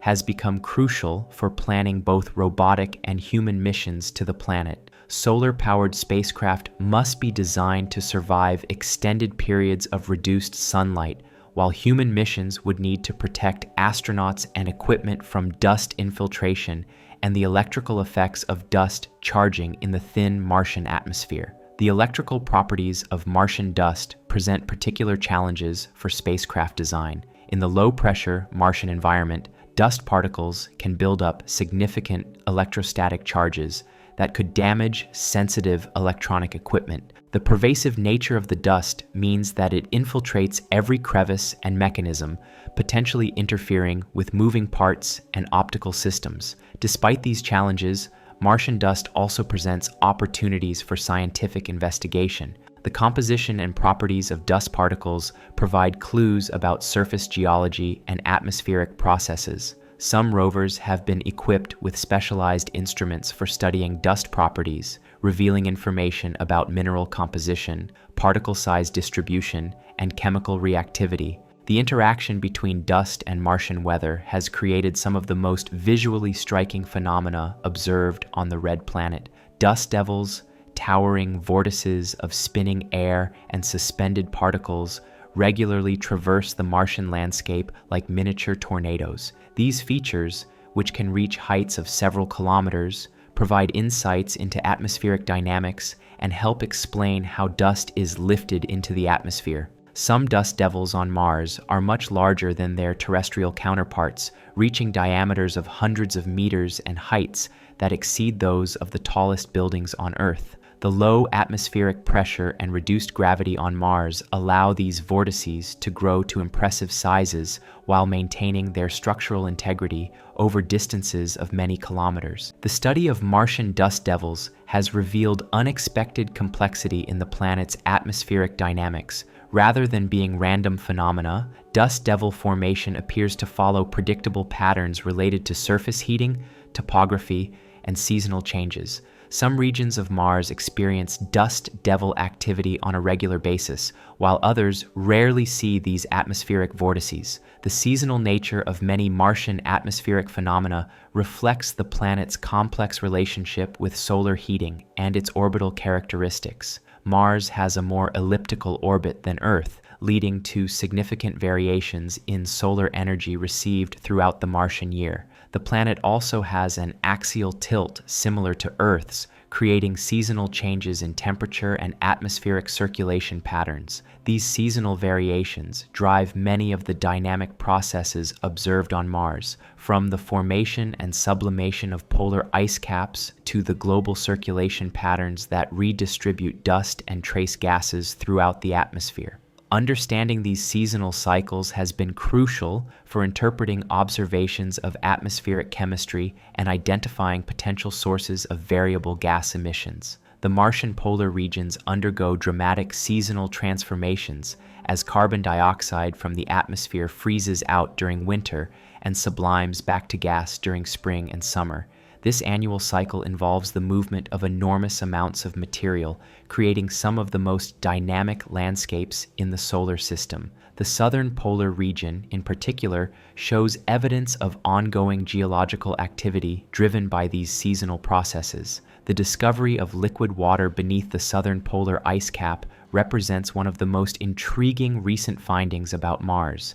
Radar observations from orbit have revealed what appears to be a subglacial lake similar to those found beneath Antarctica's ice sheets on Earth. If confirmed, this subsurface water body could represent one of the most promising locations for finding current life on Mars. Subglacial lakes on Earth harbor unique ecosystems that have evolved in isolation from surface conditions for millions of years. These environments provide models for how life might exist in similar settings on Mars, deriving energy from chemical reactions with bedrock rather than photosynthesis. The discovery of such environments beneath Martian ice would revolutionize our understanding of the planet's potential habitability. The challenges of confirming the existence of subglacial water on Mars illustrate the limitations of remote sensing techniques. While radar data strongly suggests the presence of liquid water, alternative explanations involving unusual mineral compositions or subsurface ice properties cannot be completely ruled out without direct sampling. Future missions may need to drill through kilometers of ice to definitively confirm the nature of these subsurface features. The technical challenges of drilling through Martian polar ice would be enormous, requiring specialized equipment capable of operating in extremely cold temperatures while maintaining sterile conditions to avoid contaminating potential subsurface ecosystems. The logistics of transporting such equipment to Mars and operating it autonomously over the months or years required for deep drilling represent engineering challenges that push the boundaries of current technology. Despite these challenges, the scientific potential of accessing subsurface Martian environments has motivated the development of new drilling technologies and mission concepts. Some proposed missions would use nuclear-powered thermal probes to melt through ice layers, while others envision mechanical drilling systems similar to those used for deep ice cores on Earth. The development of drilling technologies for Mars exploration has terrestrial applications as well, particularly for accessing similar extreme environments on Earth. The techniques developed for maintaining sterile drilling conditions in Martian ice could be applied to studying subglacial lakes in Antarctica without contaminating these pristine ecosystems. The parallels between Mars exploration and Antarctic research extend beyond technical considerations to encompass similar challenges in international cooperation, environmental protection, and logistical support for remote operations. Both environments require careful attention to contamination, prevention, and international coordination to ensure that scientific activities don't compromise the integrity of these unique ecosystems. The Antarctic Treaty, which governs scientific activities on Earth's most remote continent, has served as a model for discussions about international cooperation in Mars exploration. The treaty's emphasis on peaceful scientific cooperation and environmental protection provides a framework that could be adapted for governing human activities on Mars. However, the extension of terrestrial legal frameworks to Mars raises complex questions about sovereignty, resource rights, and environmental protection that have no clear precedents. Unlike Antarctica, which remains part of Earth's political and legal system, Mars represents an entirely separate world where traditional concepts of national territory and jurisdiction may not apply. The development of legal frameworks for Mars exploration has become increasingly urgent as multiple nations and private organizations announce plans for Mars missions. The Outer Space Treaty of 1967 provides some guidance by prohibiting national appropriation of celestial bodies, but it does not address many of the practical questions that will arise as human activities on Mars become more extensive. Questions about resource utilization, environmental protection, and the rights of potential indigenous life forms require careful consideration before large-scale human activities begin on Mars. The decisions made in the coming decades about how to govern Mars exploration could establish precedents that affect human activities throughout the solar system. The governance challenges of Mars exploration reflect broader questions about humanity's expansion beyond Earth and our responsibilities as a spacefaring species. The lessons learned from terrestrial exploration and colonization provide both positive examples and cautionary tales about how contact between different worlds and different forms of life can proceed. The history of terrestrial exploration includes both inspiring examples of scientific discovery and cultural exchange, as well as tragic instances of environmental destruction and cultural annihilation. As humanity prepares to extend its presence to Mars, these historical lessons provide guidance about how to approach exploration in ways that maximize scientific benefits while minimizing harmful impacts. The potential discovery of life on Mars would add additional complexity to these considerations by raising questions about the rights and protection of non-terrestrial organisms. If Mars harbors indigenous life, either in the form of fossils or living organisms, it would represent the first confirmed example of extraterrestrial biology and would require unprecedented care in its study and preservation. The protocols being developed for Mars sample return missions include elaborate procedures for preventing both forward contamination of Mars by Earth organisms and backward contamination of Earth by potential Martian life. These procedures reflect decades of research into planetary protection and biological containment, but they also acknowledge the fundamental uncertainties involved in dealing with completely unknown forms of life. The possibility that Martian life might be fundamentally different from terrestrial organisms presents particular challenges for containment and study procedures. Earth-based biosafety protocols are designed around known biological systems and might not be appropriate for organisms that use different biochemical pathways or even different fundamental chemistry. Some scientists have speculated that Martian life might be based on different chemical elements than terrestrial life, possibly using silicon instead of carbon as a structural foundation or employing entirely different energy storage and transfer mechanisms. Such organisms might be difficult to detect with instruments designed to identify Earth-like biological signatures, and they might require entirely different approaches to containment and study. The search for non-Earth-like life represents one of the frontiers of astrobiology, pushing researchers to consider possibilities that extend far beyond the carbon-based, water-dependent life that characterizes Earth's biosphere. This expanded conception of life has implications not just for Mars exploration, but for the search for life throughout the universe. The discovery of any form of extraterrestrial life would provide crucial data points for understanding the prevalence and diversity of life in the cosmos. Current estimates of the number of potentially habitable planets in our galaxy depend on assumptions about the conditions necessary for life that are based entirely on terrestrial examples. The confirmation of life elsewhere would either validate these assumptions or reveal that life is far more adaptable and widespread than previously thought. Either outcome would have profound implications for humanity's future in space and our understanding of our cosmic significance. If life proves to be common in the universe, it would suggest that we inhabit a cosmos teeming with biological activity, potentially including intelligence and civilization. If life proves to be rare, it would highlight the extraordinary value of Earth's biosphere and the importance of preserving biological diversity both on our own planet and wherever else life might exist. The philosophical implications of discovering extraterrestrial life extend beyond scientific questions to fundamental issues of meaning, purpose, and identity that have occupied human thought for millennia. The realization that we are not alone in the universe would challenge many of our basic assumptions about humanity's uniqueness and significance, while simultaneously expanding our conception of what it means to be alive in a cosmic context. Religious and spiritual traditions would need to grapple with the reality of life beyond Earth, potentially leading to new theological insights and interpretations of humanity's place in creation. Educational systems would need to incorporate the reality of extraterrestrial life into curricula,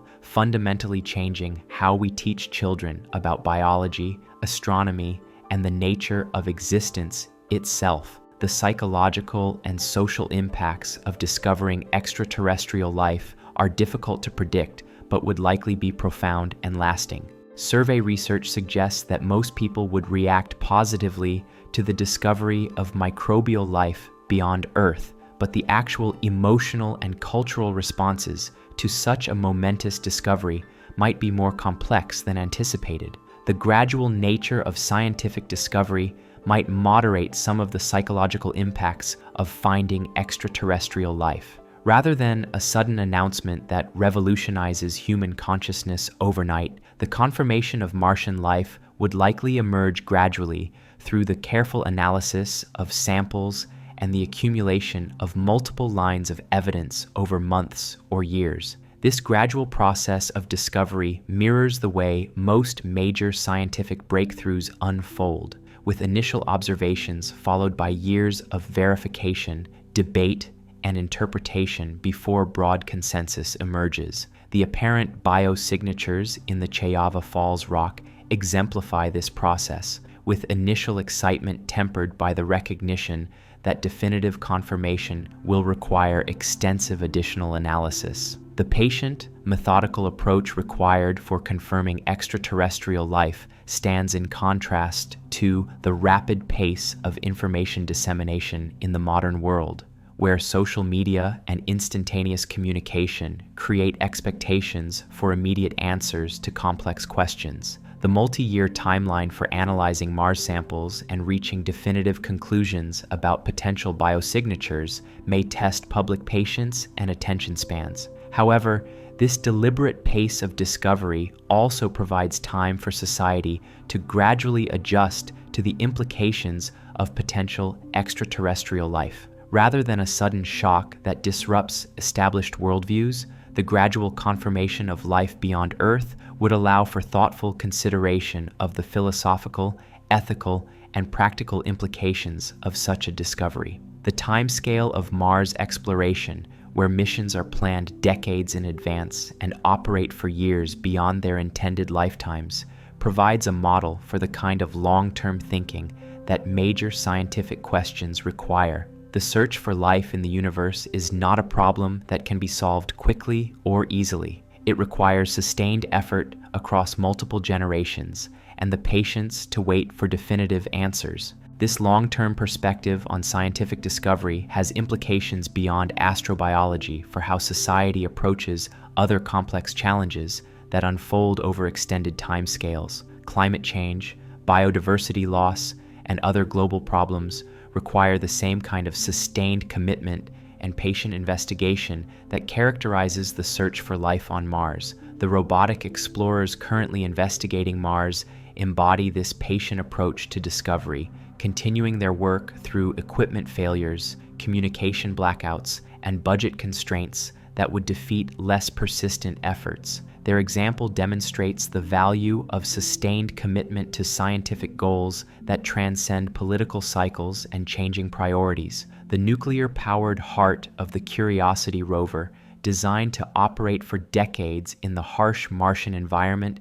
symbolizes this commitment to long-term exploration. Unlike solar-powered missions that depend on favorable weather conditions and seasonal variations in sunlight, nuclear power systems provide the consistency needed for extended operations in challenging environments. The decision to use nuclear power for Mars exploration reflects the extreme requirements of interplanetary missions, where repair and replacement of failed systems is impossible, and mission success depends entirely on the reliability of equipment launched from Earth years earlier. The engineering challenges of creating systems that must operate flawlessly for years in environments that have never been directly experienced require unprecedented attention to reliability and redundancy. Every component aboard Mars rovers must be tested under conditions that simulate the thermal cycling, radiation exposure, dust infiltration, and mechanical stresses that characterize the Martian environment. The testing procedures themselves push the boundaries of Earth-based simulation capabilities, requiring specialized facilities that can replicate the unique combination of environmental factors found on Mars. The development of these testing capabilities has created a new field of planetary environmental simulation with applications beyond Mars exploration. The techniques developed for simulating Martian conditions have been adapted for testing equipment destined for other planetary environments, from the icy surfaces of outer planet moons to the high radiation environment near Jupiter. the accumulated expertise in planetary environmental simulation represents one of the less visible but crucial legacies of Mars exploration. Future missions to other worlds will benefit from decades of experience in predicting and preparing for the challenges of operating in alien environments where direct experience is impossible and mistakes cannot be corrected after launch. The institutional knowledge developed through Mars exploration encompasses not just technical expertise, but also the operational procedures and decision-making processes that enable successful long-duration missions. The daily operations of Mars rovers involve hundreds of people coordinating across different time zones to plan activities, interpret data, and respond to unexpected situations on a world where communication delays make real-time control impossible. The communication delay between Earth and Mars, which varies from about 8 minutes to over 20 minutes depending on orbital positions, fundamentally changes how spacecraft operations must be conducted. Every command sent to Mars must be carefully planned and tested because there is no opportunity for immediate correction if something goes wrong. This communication delay has driven the development of increasingly autonomous spacecraft systems that can make decisions and respond to unexpected situations without waiting for instructions from Earth. The software that enables this autonomous operation represents one of the most sophisticated examples of artificial intelligence deployed in space, with systems capable of navigating complex terrain, selecting scientific targets, and diagnosing equipment problems. The autonomous decision-making capabilities developed for Mars rovers have terrestrial applications in environments where communication is limited or impossible.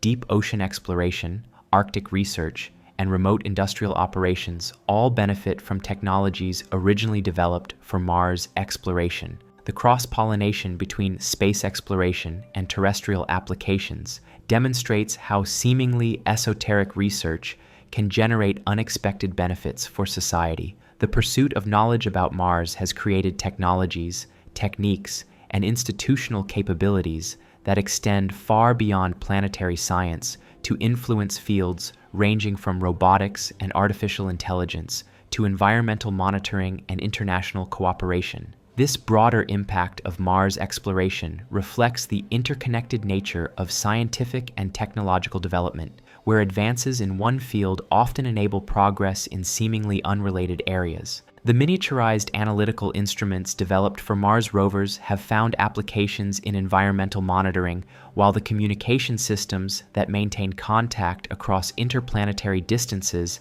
have improved satellite networks and deep space tracking capabilities. The systems engineering approaches developed for Mars missions, which must anticipate and prepare for every possible failure mode across million-mile supply chains and decade-long timelines, have influenced project management and risk assessment practices in numerous industries. The rigorous testing and verification procedures required for spacecraft have been adapted for critical infrastructure projects where failure is not an option. Perhaps most importantly, Mars exploration has demonstrated the power of international scientific cooperation to achieve goals that exceed the capabilities of any single nation. The data sharing agreements, technical cooperation protocols, and joint mission planning processes that characterize Mars exploration provide models for addressing other global challenges that require sustained international collaboration. The success of international cooperation in Mars exploration stands as a counterpoint to terrestrial conflicts and political tensions, demonstrating that shared scientific goals can transcend national boundaries and create lasting partnerships. The collaborative relationships forged through Mars exploration have facilitated cooperation on other projects, from Earth observation satellites to fundamental physics research. As we contemplate the future of Mars exploration and the possibility of human settlement on the Red Planet, these lessons in international cooperation become increasingly important. The challenges of establishing sustainable human presence on another planet will require unprecedented levels of international coordination and resource sharing. The technical challenges of human Mars missions dwarf those of robotic exploration, requiring life support systems that can operate reliably for years, propulsion systems capable of transporting large payloads across interplanetary distances, and landing systems that can safely deliver human crews to the Martian surface. Meeting these challenges will require the combined expertise and resources of multiple nations and organizations. But beyond the technical requirements, human Mars missions will need institutional frameworks for making decisions about landing sites, resource utilization, scientific priorities, and the countless other choices that will shape humanity's first steps on another planet. The collaborative approaches developed through decades of robotic Mars exploration provide templates for these future institutional arrangements. The red planet that once served as a canvas for human imagination has become a testing ground for humanity's capacity to extend its presence beyond the confines of Earth. Through patient investigation and international cooperation, we have begun to understand Mars not as a distant point of light, but as a complex world with its own history, geology, and possibly biology. The story of Mars exploration continues to unfold, written by robotic scribes that patiently record every detail of their alien surroundings while transmitting their findings across the vast distances of space. Each new discovery adds another chapter to our growing understanding of the red planet and our place in the cosmic community of worlds. Whether Mars harbors life, past or present, remains to be determined by future analysis of carefully collected samples. But regardless of the outcome, the search itself has already transformed our understanding of what it means to explore, to discover, and to extend the boundaries of human knowledge beyond the world of our birth. In the vast theater of space, Mars serves as both stage and teacher, offering lessons about planetary evolution,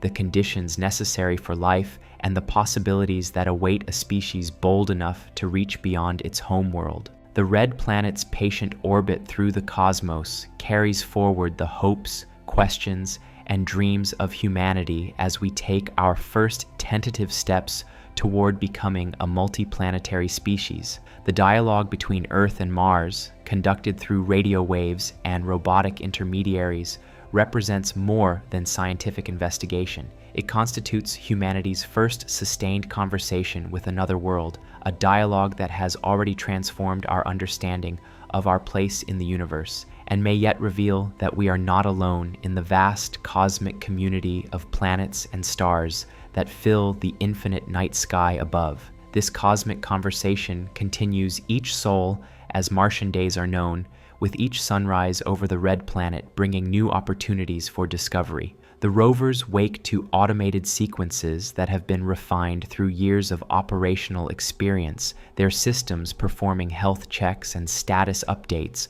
while Earth sleeps on the other side of the solar system. By the time mission controllers arrive at their desks, data from Mars has already traveled across millions of miles of space, carrying the overnight observations of instruments that never rest. The routine nature of these daily operations belies the extraordinary achievement they represent. Every morning, humanity receives a weather report from another planet, geological surveys from ancient lakebeds, and chemical analyses of rocks that formed when Earth was still young. This steady stream of information has become so commonplace that we sometimes forget how miraculous it would seem to previous generations who could only dream of visiting other worlds. The normalcy of Mars exploration represents perhaps the greatest triumph of the space age, transforming the impossible into the routine through decades of incremental progress and technological refinement.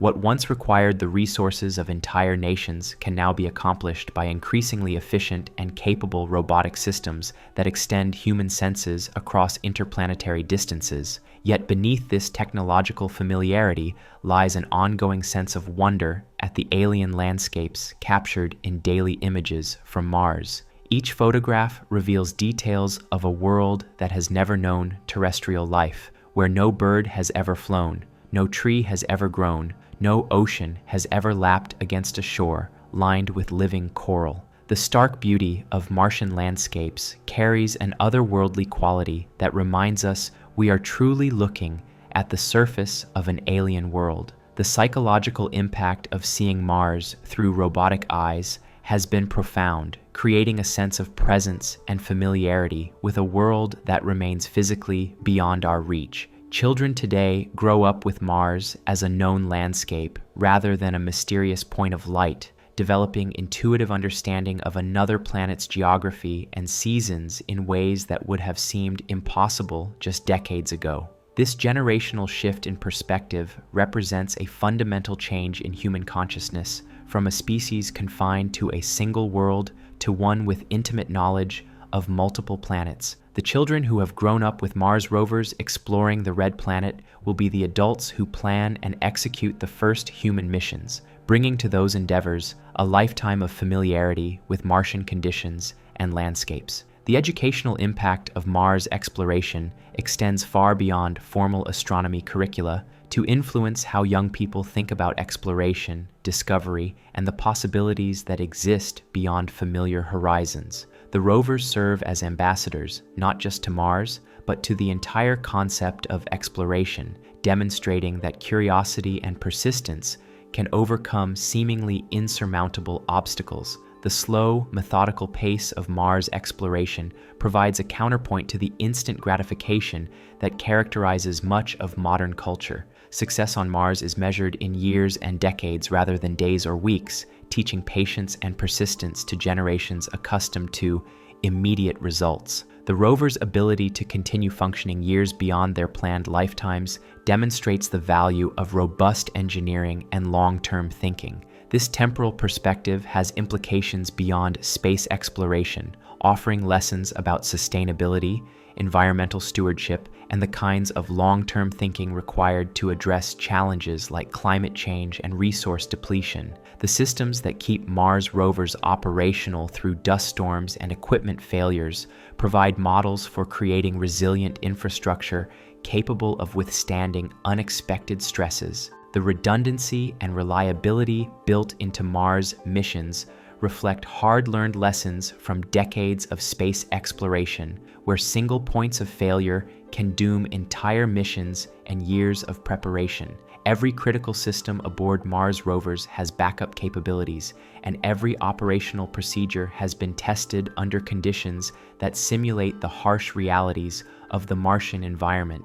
This attention to reliability and redundancy has created a culture of excellence in spacecraft design that influences projects far beyond Mars exploration. The same principles that keep rovers operating on Mars are applied to satellites that monitor Earth's climate, deep space telescopes that search for exoplanets, and communication systems that connect remote regions of our own planet. The spillover effects of Mars exploration technology continue to emerge in unexpected ways, from medical devices that use miniaturized analytical instruments to environmental monitoring systems that employ autonomous decision-making capabilities. The challenges of operating in the Martian environment have driven innovations that find applications in terrestrial situations that require extreme reliability and remote operation. But perhaps the most significant legacy of Mars exploration lies not in its technological achievements,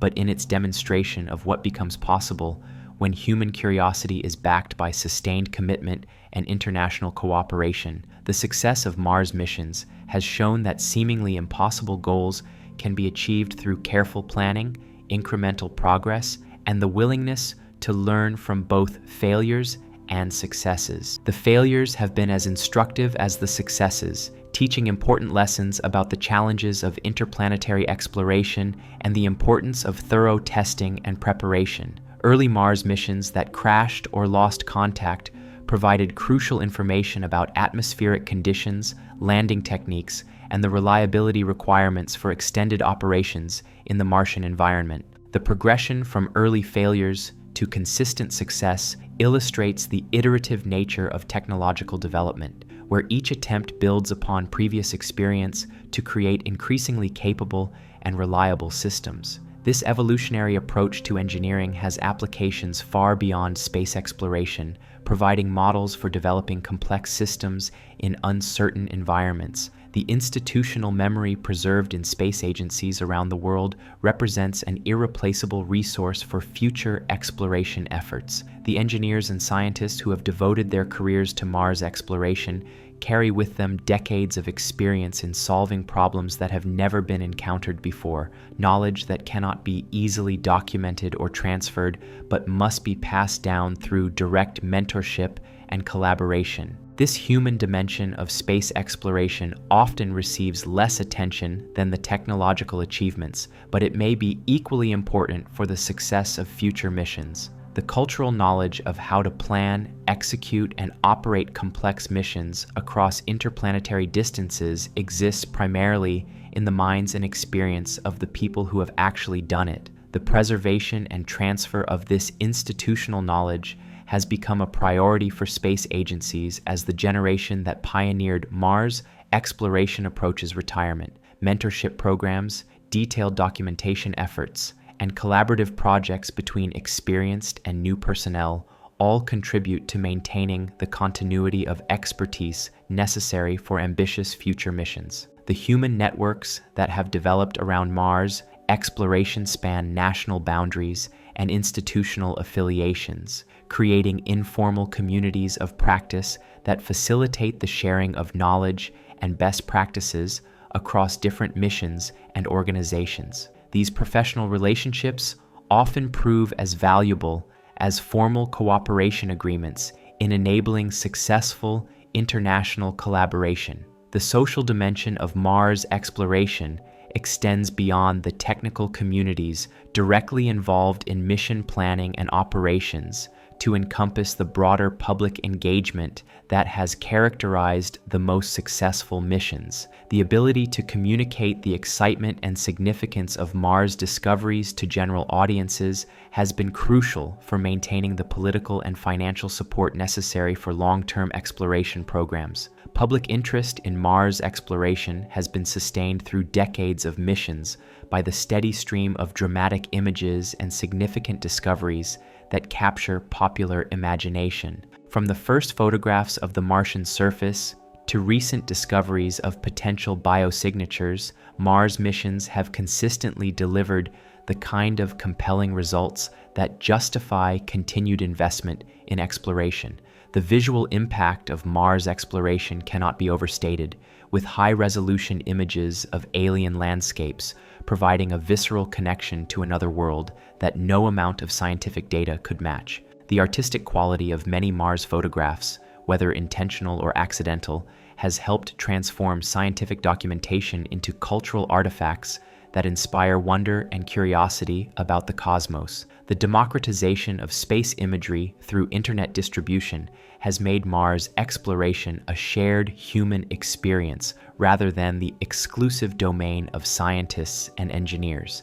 Anyone with an internet connection can view the latest images from Mars, track the progress of rovers across alien terrain, and participate vicariously in humanity's greatest adventure. This accessibility has created a global community of Mars enthusiasts who follow missions with the dedication of sports fans, celebrating successes, mourning failures, and analyzing every piece of data released by mission teams. The enthusiasm of these citizen scientists often matches or exceeds that of professional researchers, demonstrating the deep human fascination with exploration and discovery. The citizen science contributions to Mars exploration have grown increasingly sophisticated, with amateur astronomers providing crucial observations of Martian atmospheric conditions and geology enthusiasts offering insights into surface features observed by rovers. This crowdsourced analysis represents a new model of scientific collaboration that extends the capabilities of professional research teams. The arrival of the Curiosity rover in 2012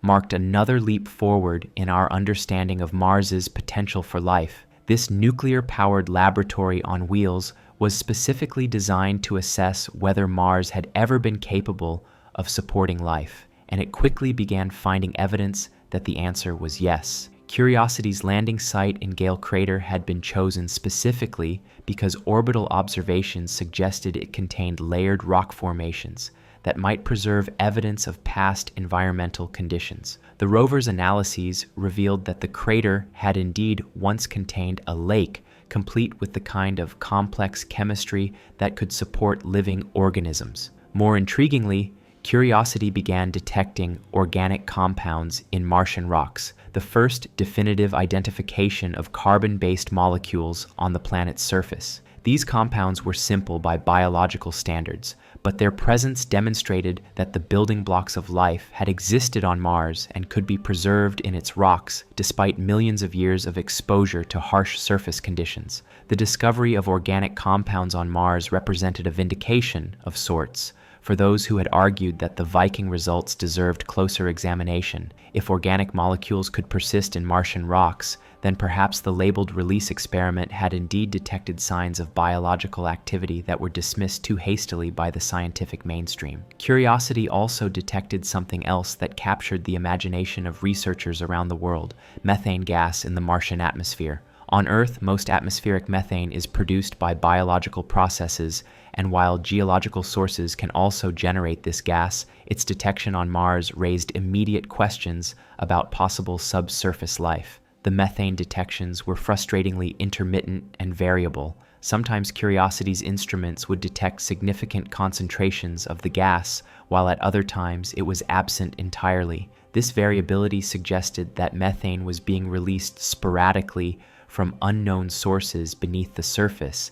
then quickly destroyed by chemical reactions in the atmosphere. The European Space Agency's ExoMars Trace Gas Orbiter, designed specifically to study atmospheric chemistry, arrived at Mars in 2016 with high hopes of solving the methane mystery. However, its ultra-sensitive instruments failed to detect the methane that Curiosity had found, deepening the puzzle rather than solving it. The discrepancy between the two sets of measurements suggested that methane production on Mars might be extremely localized and episodic, making it difficult to detect from orbit. While scientists debated the significance of atmospheric methane, other missions were making discoveries that expanded the potential habitats where life might exist on Mars. The InSight lander, which arrived at the planet in 2018, was designed to study Mars' interior structure using a highly sensitive seismometer that could detect Marsquakes and other seismic activity. InSight's measurements revealed that Mars was much more geologically active than previously suspected. The planet experiences regular seismic events, suggesting that its interior is still warm and dynamic despite its smaller size compared to Earth. More importantly, analysis of seismic waves revealed the presence of what appeared to be a vast reservoir of liquid water deep beneath the surface. This underground ocean, if it exists as the seismic data suggests, contains more water than all of Earth's surface oceans combined. The water is trapped in rock pores and fractures between 7 and 13 miles below the surface, far too deep to access with current technology, but potentially accessible to future human explorers with advanced drilling equipment. The discovery of this subsurface ocean fundamentally changed how scientists think about the potential for life on modern Mars. While the planet's surface remains hostile to most known forms of life, the deep subsurface might provide a stable environment where liquid water has persisted for billions of years. On Earth, life has been found thriving in similar deep subsurface environments, deriving energy from chemical reactions with rock rather than from sunlight.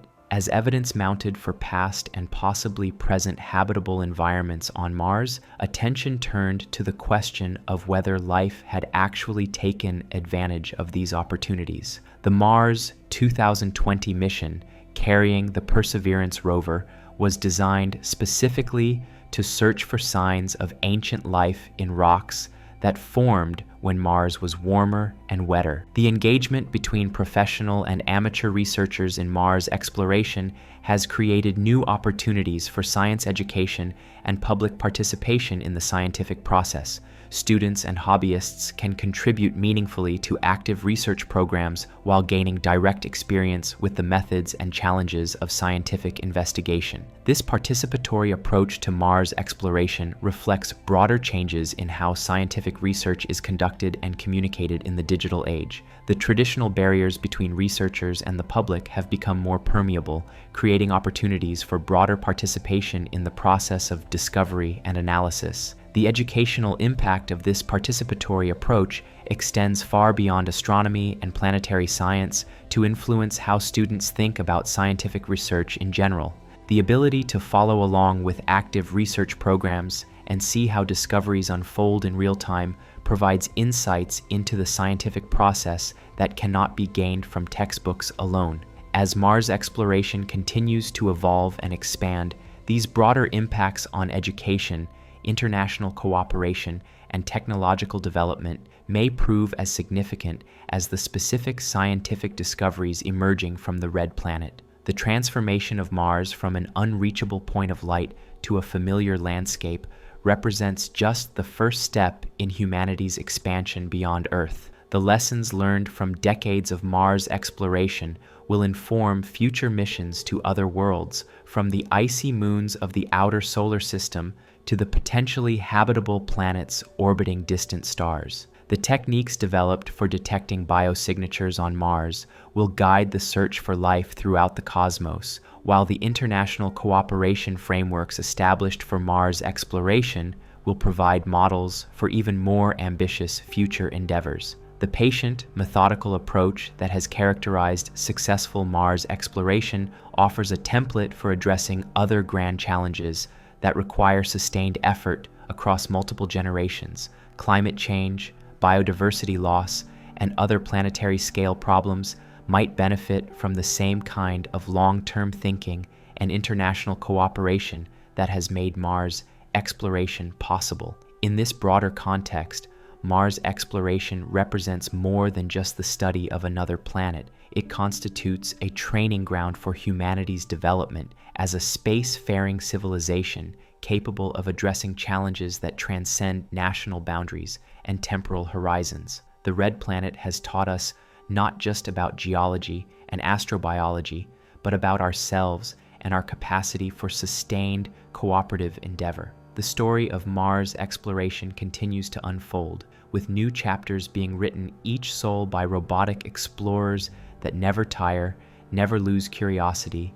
and never stop transmitting their findings across the vast darkness between worlds. These mechanical ambassadors carry forward humanity's ancient dream of understanding our place in the cosmos. The Red Planet has taught us not just about geology and astrobiology, but about ourselves and our capacity for sustained cooperative endeavor. The story of Mars exploration continues to unfold, with new chapters being written each soul by robotic explorers that never tire, never lose curiosity, and never stop transmitting their findings across the vast darkness between worlds. These mechanical ambassadors carry forward humanity's ancient dream of understanding our place in the cosmos, transforming myth and speculation into knowledge and wonder. As the Red Planet continues its ancient dance around our shared sun, it carries with it the hopes and questions of a species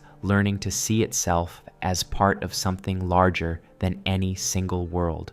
Mars has become more than a destination. It has become a mirror in which humanity glimpses its own potential to transcend the boundaries of its birth and reach toward possibilities that stretch across the infinite expanse of space and time. Perseverance landed in Jezero crater in February 2021 in what was once the delta of an ancient river system. River deltas on Earth are excellent environments for preserving signs of past life, as fine-grained sediments settle out of slow-moving water and can encapsulate organic materials and even cellular structures. If life had existed in ancient Martian lakes, a river delta would be one of the most promising places to find evidence of it. The rover began systematically exploring its environment, drilling core samples from promising rocks and storing them in sealed tubes for eventual return to Earth. The sample return mission, though delayed by budget constraints and technical challenges, represents the next crucial step in determining whether Mars ever hosted life. But Perseverance was not content to wait for its samples to return to Earth before making significant discoveries. In July 2024, while exploring a formation called Bright Angel on the rim of an ancient river channel, the rover encountered a rock unlike any it had previously examined. The rock, which the science team nicknamed Chayava Falls after a waterfall in the Grand Canyon, displayed an unusual pattern of dark and light spots that immediately caught the attention of researchers. Under closer examination with the rover's suite of scientific instruments, these leopard spots revealed characteristics that, on Earth, would be considered strong evidence for biological activity. The spots consisted of white veins of calcium sulfate surrounded by dark halos containing iron and phosphate compounds. This particular mineral association is rare in non-biological settings,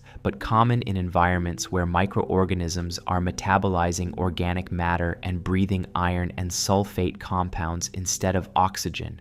More intriguingly, the rock also contained organic compounds and showed clear evidence of having formed in the presence of liquid water. For the first time, a single location on Mars had yielded evidence of all three requirements for life as we know it: liquid water, organic compounds, and a potential energy source for metabolism. The discovery was so significant that NASA immediately began an intensive analysis of the sample using every instrument available on the Perseverance rover.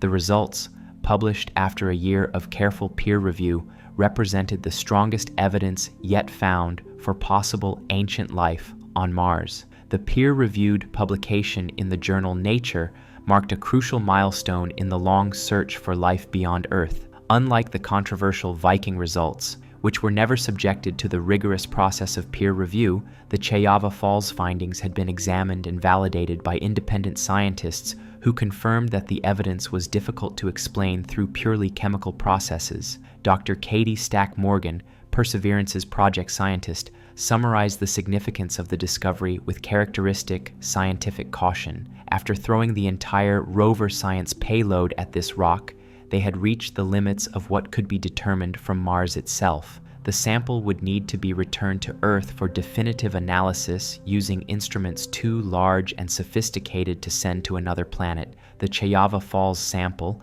officially designated Sapphire Canyon, now sits in a sealed tube aboard Perseverance, waiting for a future mission to bring it home. It represents humanity's best candidate yet for preserved signs of extraterrestrial life, microscopic fossils that might prove we are not alone in the universe. But Chayava Falls was not the only remarkable discovery emerging from Mars in recent years. As Perseverance continued its methodical exploration of Jezero Crater, other missions were making finds that added to the growing picture of Mars as a world far more complex and dynamic than previously imagined. The Curiosity rover, still operational after more than a decade on the Martian surface, made its own significant contribution to astrobiology with the discovery of the largest organic molecules ever found on Mars. These complex carbon-based compounds, including molecules with chains of 10, 11, and 12 carbon atoms,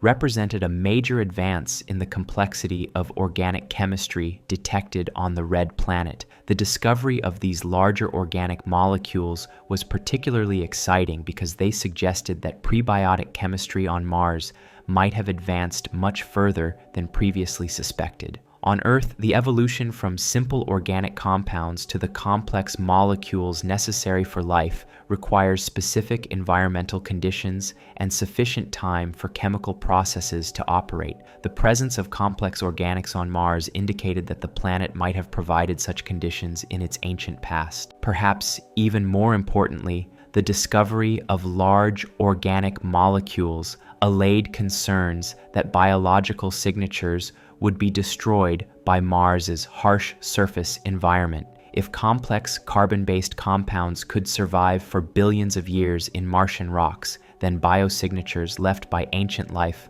might also be preserved, waiting for sufficiently sophisticated instruments to detect them. The preservation of organic compounds on Mars represents a triumph over the planet's hostile surface conditions. Mars lacks the protective ozone layer and magnetic field that shield Earth from harmful solar radiation.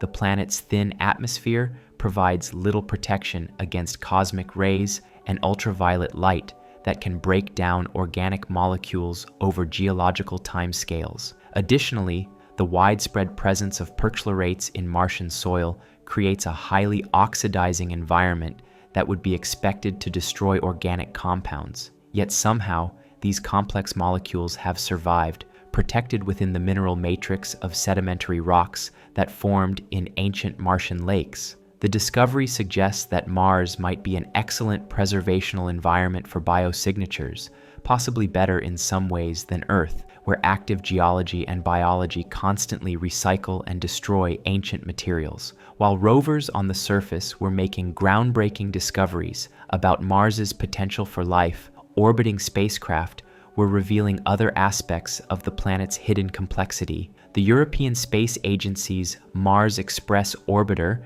which has been studying the red planet since 2003, detected what appears to be a massive underground glacier near Mars' equator. This discovery was particularly surprising because water ice was not expected to be stable at such low latitudes on modern Mars. The planet's thin atmosphere and distance from the sun create surface conditions where water ice should rapidly sublime away, turning directly from solid to gas without passing through a liquid phase. Yet radar observations suggested the presence of a water ice deposit larger than some Earth glaciers, apparently protected beneath a layer of dust and debris. The implications of this discovery extended beyond simple scientific curiosity. If confirmed, this equatorial ice deposit would represent a vast reservoir of water accessible to future human explorers without the need to travel to Mars' polar regions.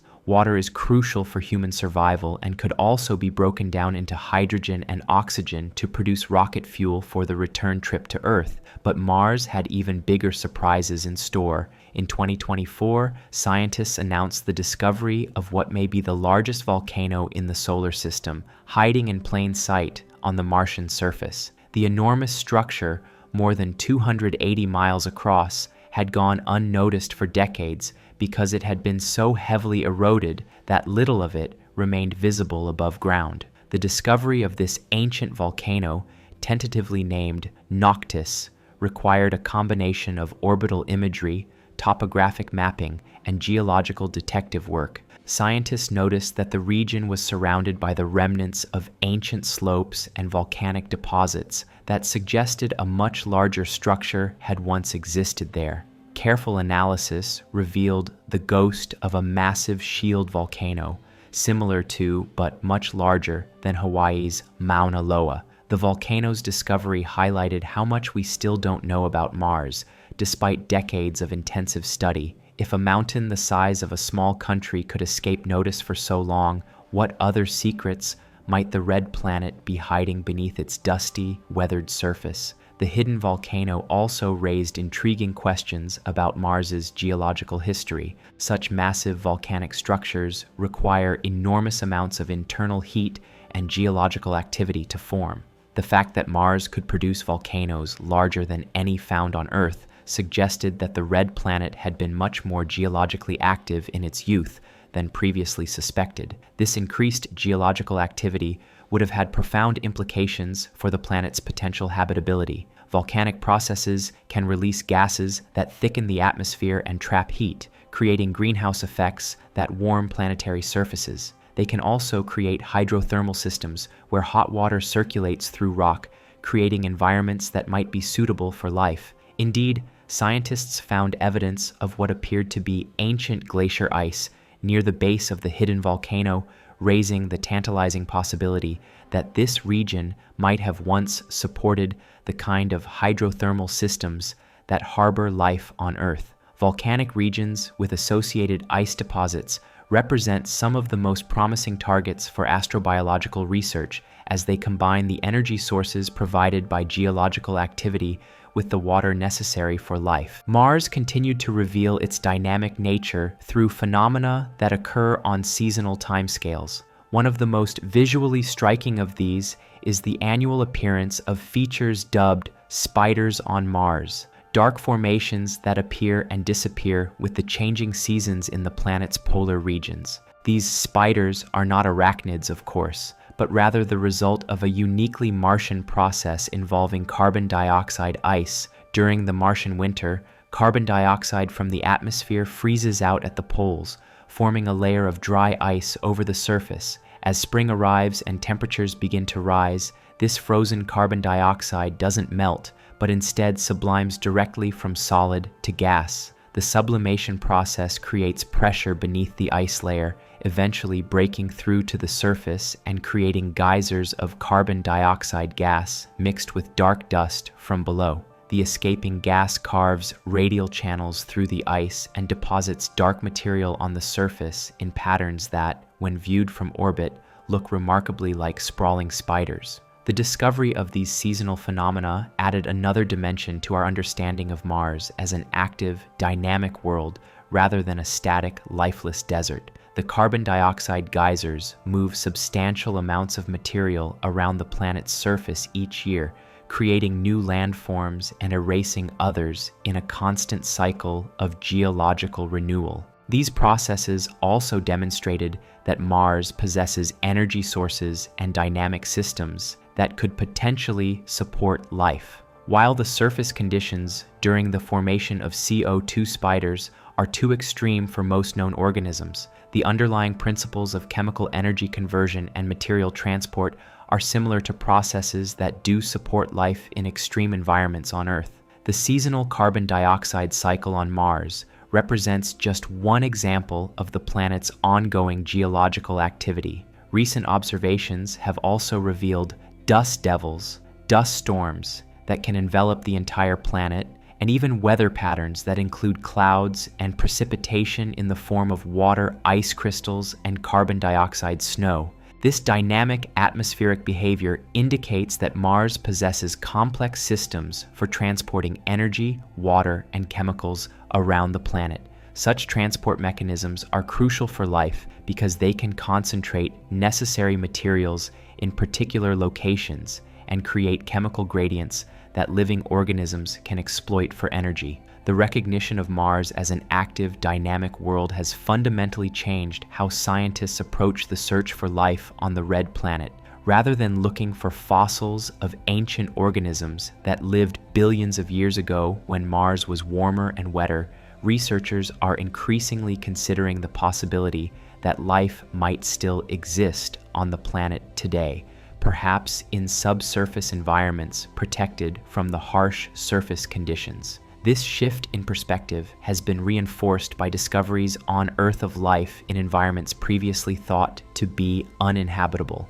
Deep underground, scientists have found ecosystems that derive energy entirely from chemical reactions with rock, independent of sunlight and surface conditions. These discoveries suggest that the subsurface of Mars might harbor similar communities of organisms, possibly descendants of life that originated during the planet's more hospitable past. The search for current life on Mars faces significant technical challenges. Most proposed biosignatures are subtle and require sophisticated instruments to detect. Distinguishing between biological and non-biological processes often requires extensive analysis and multiple lines of evidence. The controversy that has surrounded the Viking results for nearly 5 decades demonstrates how difficult it can be to definitively prove the existence of extraterrestrial life. Nevertheless, the accumulating evidence from multiple missions and multiple types of measurements is building a compelling case that Mars has been,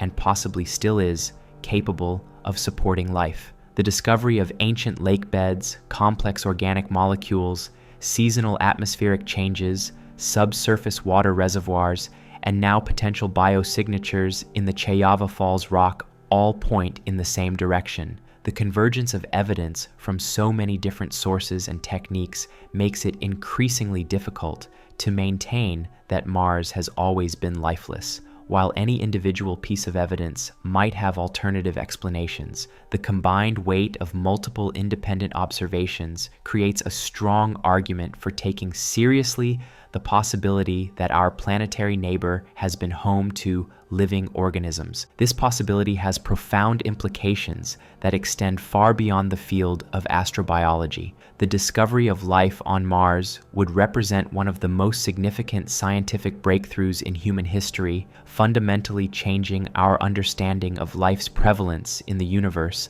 and our own place within the cosmic order. If life arose independently on Mars, it would suggest that the emergence of living organisms is a common consequence of planetary evolution rather than an extraordinarily rare accident. In a universe containing billions of potentially habitable planets, this would imply that life might be far more widespread than previously imagined. The implications would be particularly profound if Martian life turned out to be fundamentally similar to terrestrial life, using the same basic biochemistry based on DNA, RNA, and proteins. Such similarity might indicate that there are strong constraints on the kinds of chemistry that can support life, leading to convergent evolution towards similar solutions across different worlds. Alternatively, if Martian life proved to be fundamentally different from Earth life, using different biochemical pathways or even different chemical elements, it would suggest that life is far more flexible and adaptable than we currently understand.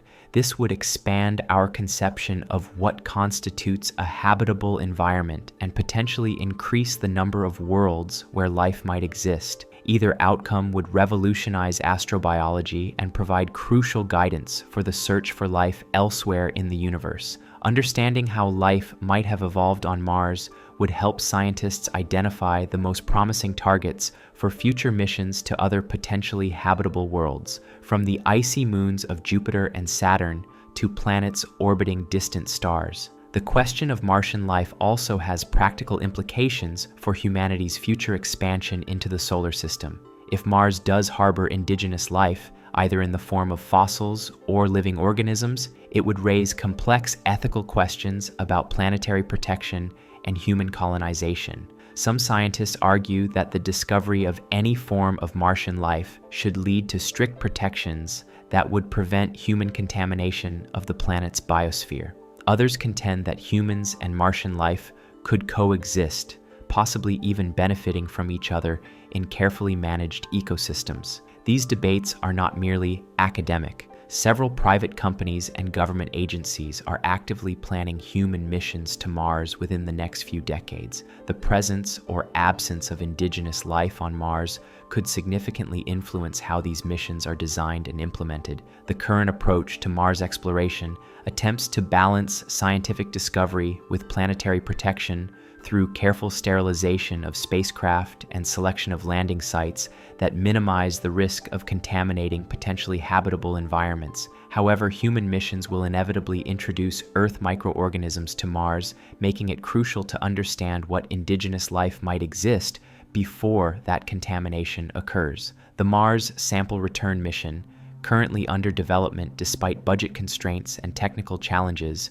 represents a critical next step in resolving these questions. By bringing carefully selected Martian rocks back to Earth, scientists will be able to apply the full power of terrestrial laboratories to the search for biosignatures. Earth-based instruments can achieve levels of sensitivity and specificity that are impossible to replicate in spacecraft designed to operate on distant worlds. Mass spectrometers the size of rooms can detect individual molecules and determine their precise compositions and structures. Electron microscopes can reveal cellular structures and mineral formations at the nanometer scale. Sophisticated chemical analysis techniques can distinguish between biological and non-biological processes with unprecedented precision. The samples collected by Perseverance, including the potentially revolutionary Chayava Fall specimen, represent humanity's best chance of definitively answering the question of whether life has ever existed on Mars. The analysis of these samples in Earth laboratories could provide the extraordinary evidence necessary to support the extraordinary claim of extraterrestrial life. However, the Mars Sample Return mission faces significant challenges that threaten its future: budget constraints, technical complexity, and political considerations have led to repeated delays and redesigns of the mission architecture. Some critics argue that the mission's cost has grown to unsustainable levels, while supporters contend that the scientific return justifies any expense. The debate over Mars sample return reflects broader questions about priorities in space exploration and scientific research. In an era of competing demands for limited resources, how much should society invest in answering fundamental questions about our place in the universe? How do we balance the search for knowledge against more immediate practical concerns? These questions become particularly acute when considering the potential implications of discovering life on Mars. Such a discovery would likely trigger a revolution in space science funding and priorities, with major new investments in astrobiology research and missions to other potentially habitable worlds. But without bringing Martian samples back to Earth, that discovery may remain tantalizingly just out of reach. The current geopolitical situation adds another layer of complexity to Mars exploration. While scientific collaboration has historically transcended national boundaries, increasing tensions between major spacefaring nations threaten to fragment international cooperation in space. Mars exploration has largely been a collaborative endeavor, with missions from the United States, Europe, Russia, India, the United Arab Emirates, and China all contributing to our understanding of the Red Planet. This international character of Mars exploration has been one of its great strengths, allowing different nations to contribute complementary capabilities and share the costs of expensive missions. The diversity of approaches and instruments has provided multiple independent checks on scientific results, increasing confidence in major discoveries. However, recent political developments have strained these collaborative relationships. Export restrictions on space technology, sanctions related to terrestrial conflicts, and competition between national space programs have created barriers to the free exchange of data and expertise that has historically characterized Mars research. The potential impact of these political factors on the search for life on Mars cannot be underestimated.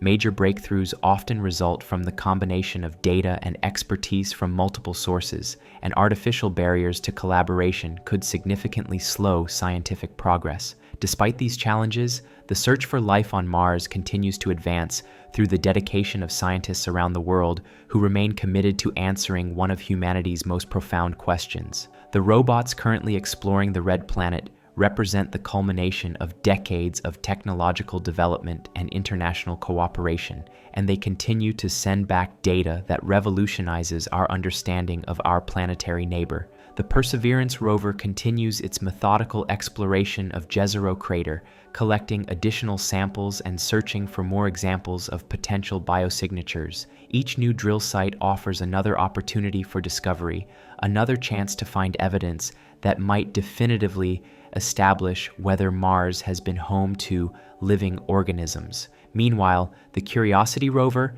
now in its 13th year of operation, continues to make discoveries that expand our understanding of Mars's past habitability. Its recent detection of the largest organic molecules ever found on Mars demonstrates that the planet's ancient chemistry was far more complex than previously suspected, providing additional evidence that the conditions necessary for life once existed on the Red Planet.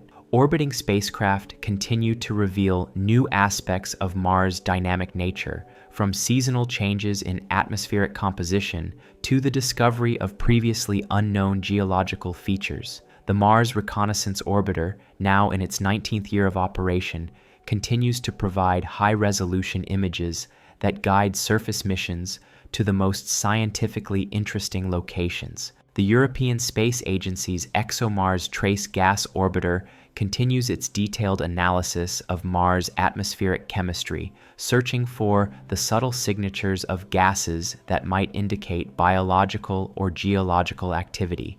While the methane mystery remains unsolved, the orbiter's sensitive instruments continue to provide data that will help scientists understand the complex chemical processes occurring on and beneath the Martian surface. These ongoing missions represent just the current phase of an exploration program that is likely to continue for decades. Future missions are already in development that will bring new capabilities and techniques to the search for life on Mars. The European Space Agency's ExoMars rover, delayed by geopolitical complications but still planned for future launch, will carry a drill capable of reaching several meters beneath the surface, potentially accessing environments where organic compounds and biosignatures might be better preserved. The rover's sophisticated life detection instruments represent the next generation of technology for searching for evidence of biological activity. NASA is developing concepts for future Mars missions that could include nuclear-powered aircraft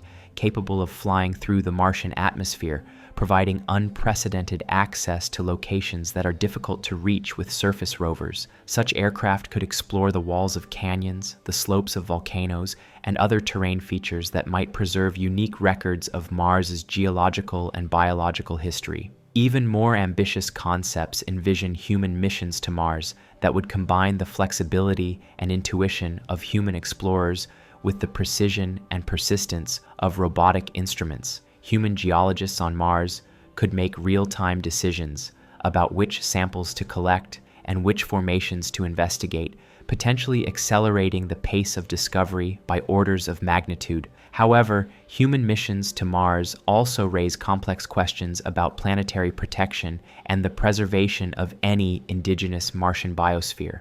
Once humans land on Mars, the planet's environment will inevitably be altered by the introduction of Earth organisms. Understanding what life might currently exist on Mars becomes crucial for making informed decisions about how to proceed with human exploration. These considerations highlight the importance of the current robotic exploration program and the urgency of resolving questions about Martian life before human missions begin. The window of opportunity for studying Mars in its natural state may be limited, making current missions particularly valuable for understanding the planet's biological potential. The discoveries emerging from Mars exploration also have implications for the search for life elsewhere in the solar system. The techniques being developed to search for biosignatures on Mars can be applied to other potentially habitable worlds, from the subsurface oceans of Europa and Enceladus to the methane-rich atmosphere of Titan.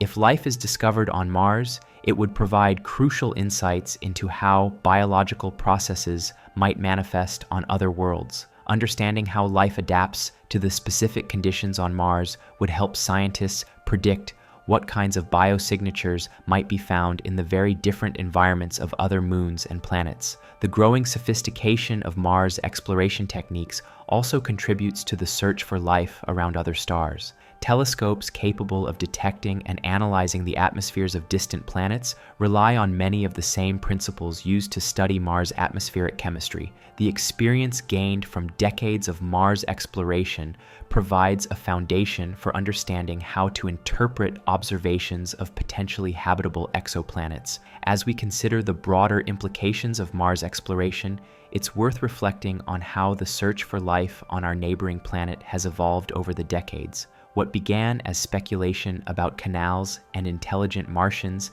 has become a sophisticated scientific endeavor involving multiple nations, cutting-edge technology, and some of the most sensitive instruments ever created. The transformation of Mars from a point of light in the night sky to a world we know in intimate detail represents one of the great achievements of human exploration. We now know more about some regions of Mars than we do about large areas of our own planet's ocean floors. We have detailed maps of Martian geology, comprehensive analyses of its atmospheric chemistry, and increasingly sophisticated models of its climate history. Yet for all we have learned about Mars, the fundamental question that has driven exploration from the beginning remains unanswered. Are we alone, or has life found a way to establish itself on multiple worlds in our solar system? The potential biosignatures found in the Cheyava Falls rock bring us closer to answering this question than ever before, but definitive proof remains tantalizingly just beyond our current reach. The story of Mars exploration illustrates both the power and the limitations of robotic exploration. Our mechanical ambassadors can travel to worlds we cannot yet visit ourselves, endure conditions that would be lethal to humans, and operate with a persistence and precision that no human explorer could match. They have revolutionized our understanding of Mars and brought us to the threshold of one of the most important discoveries in the history of science.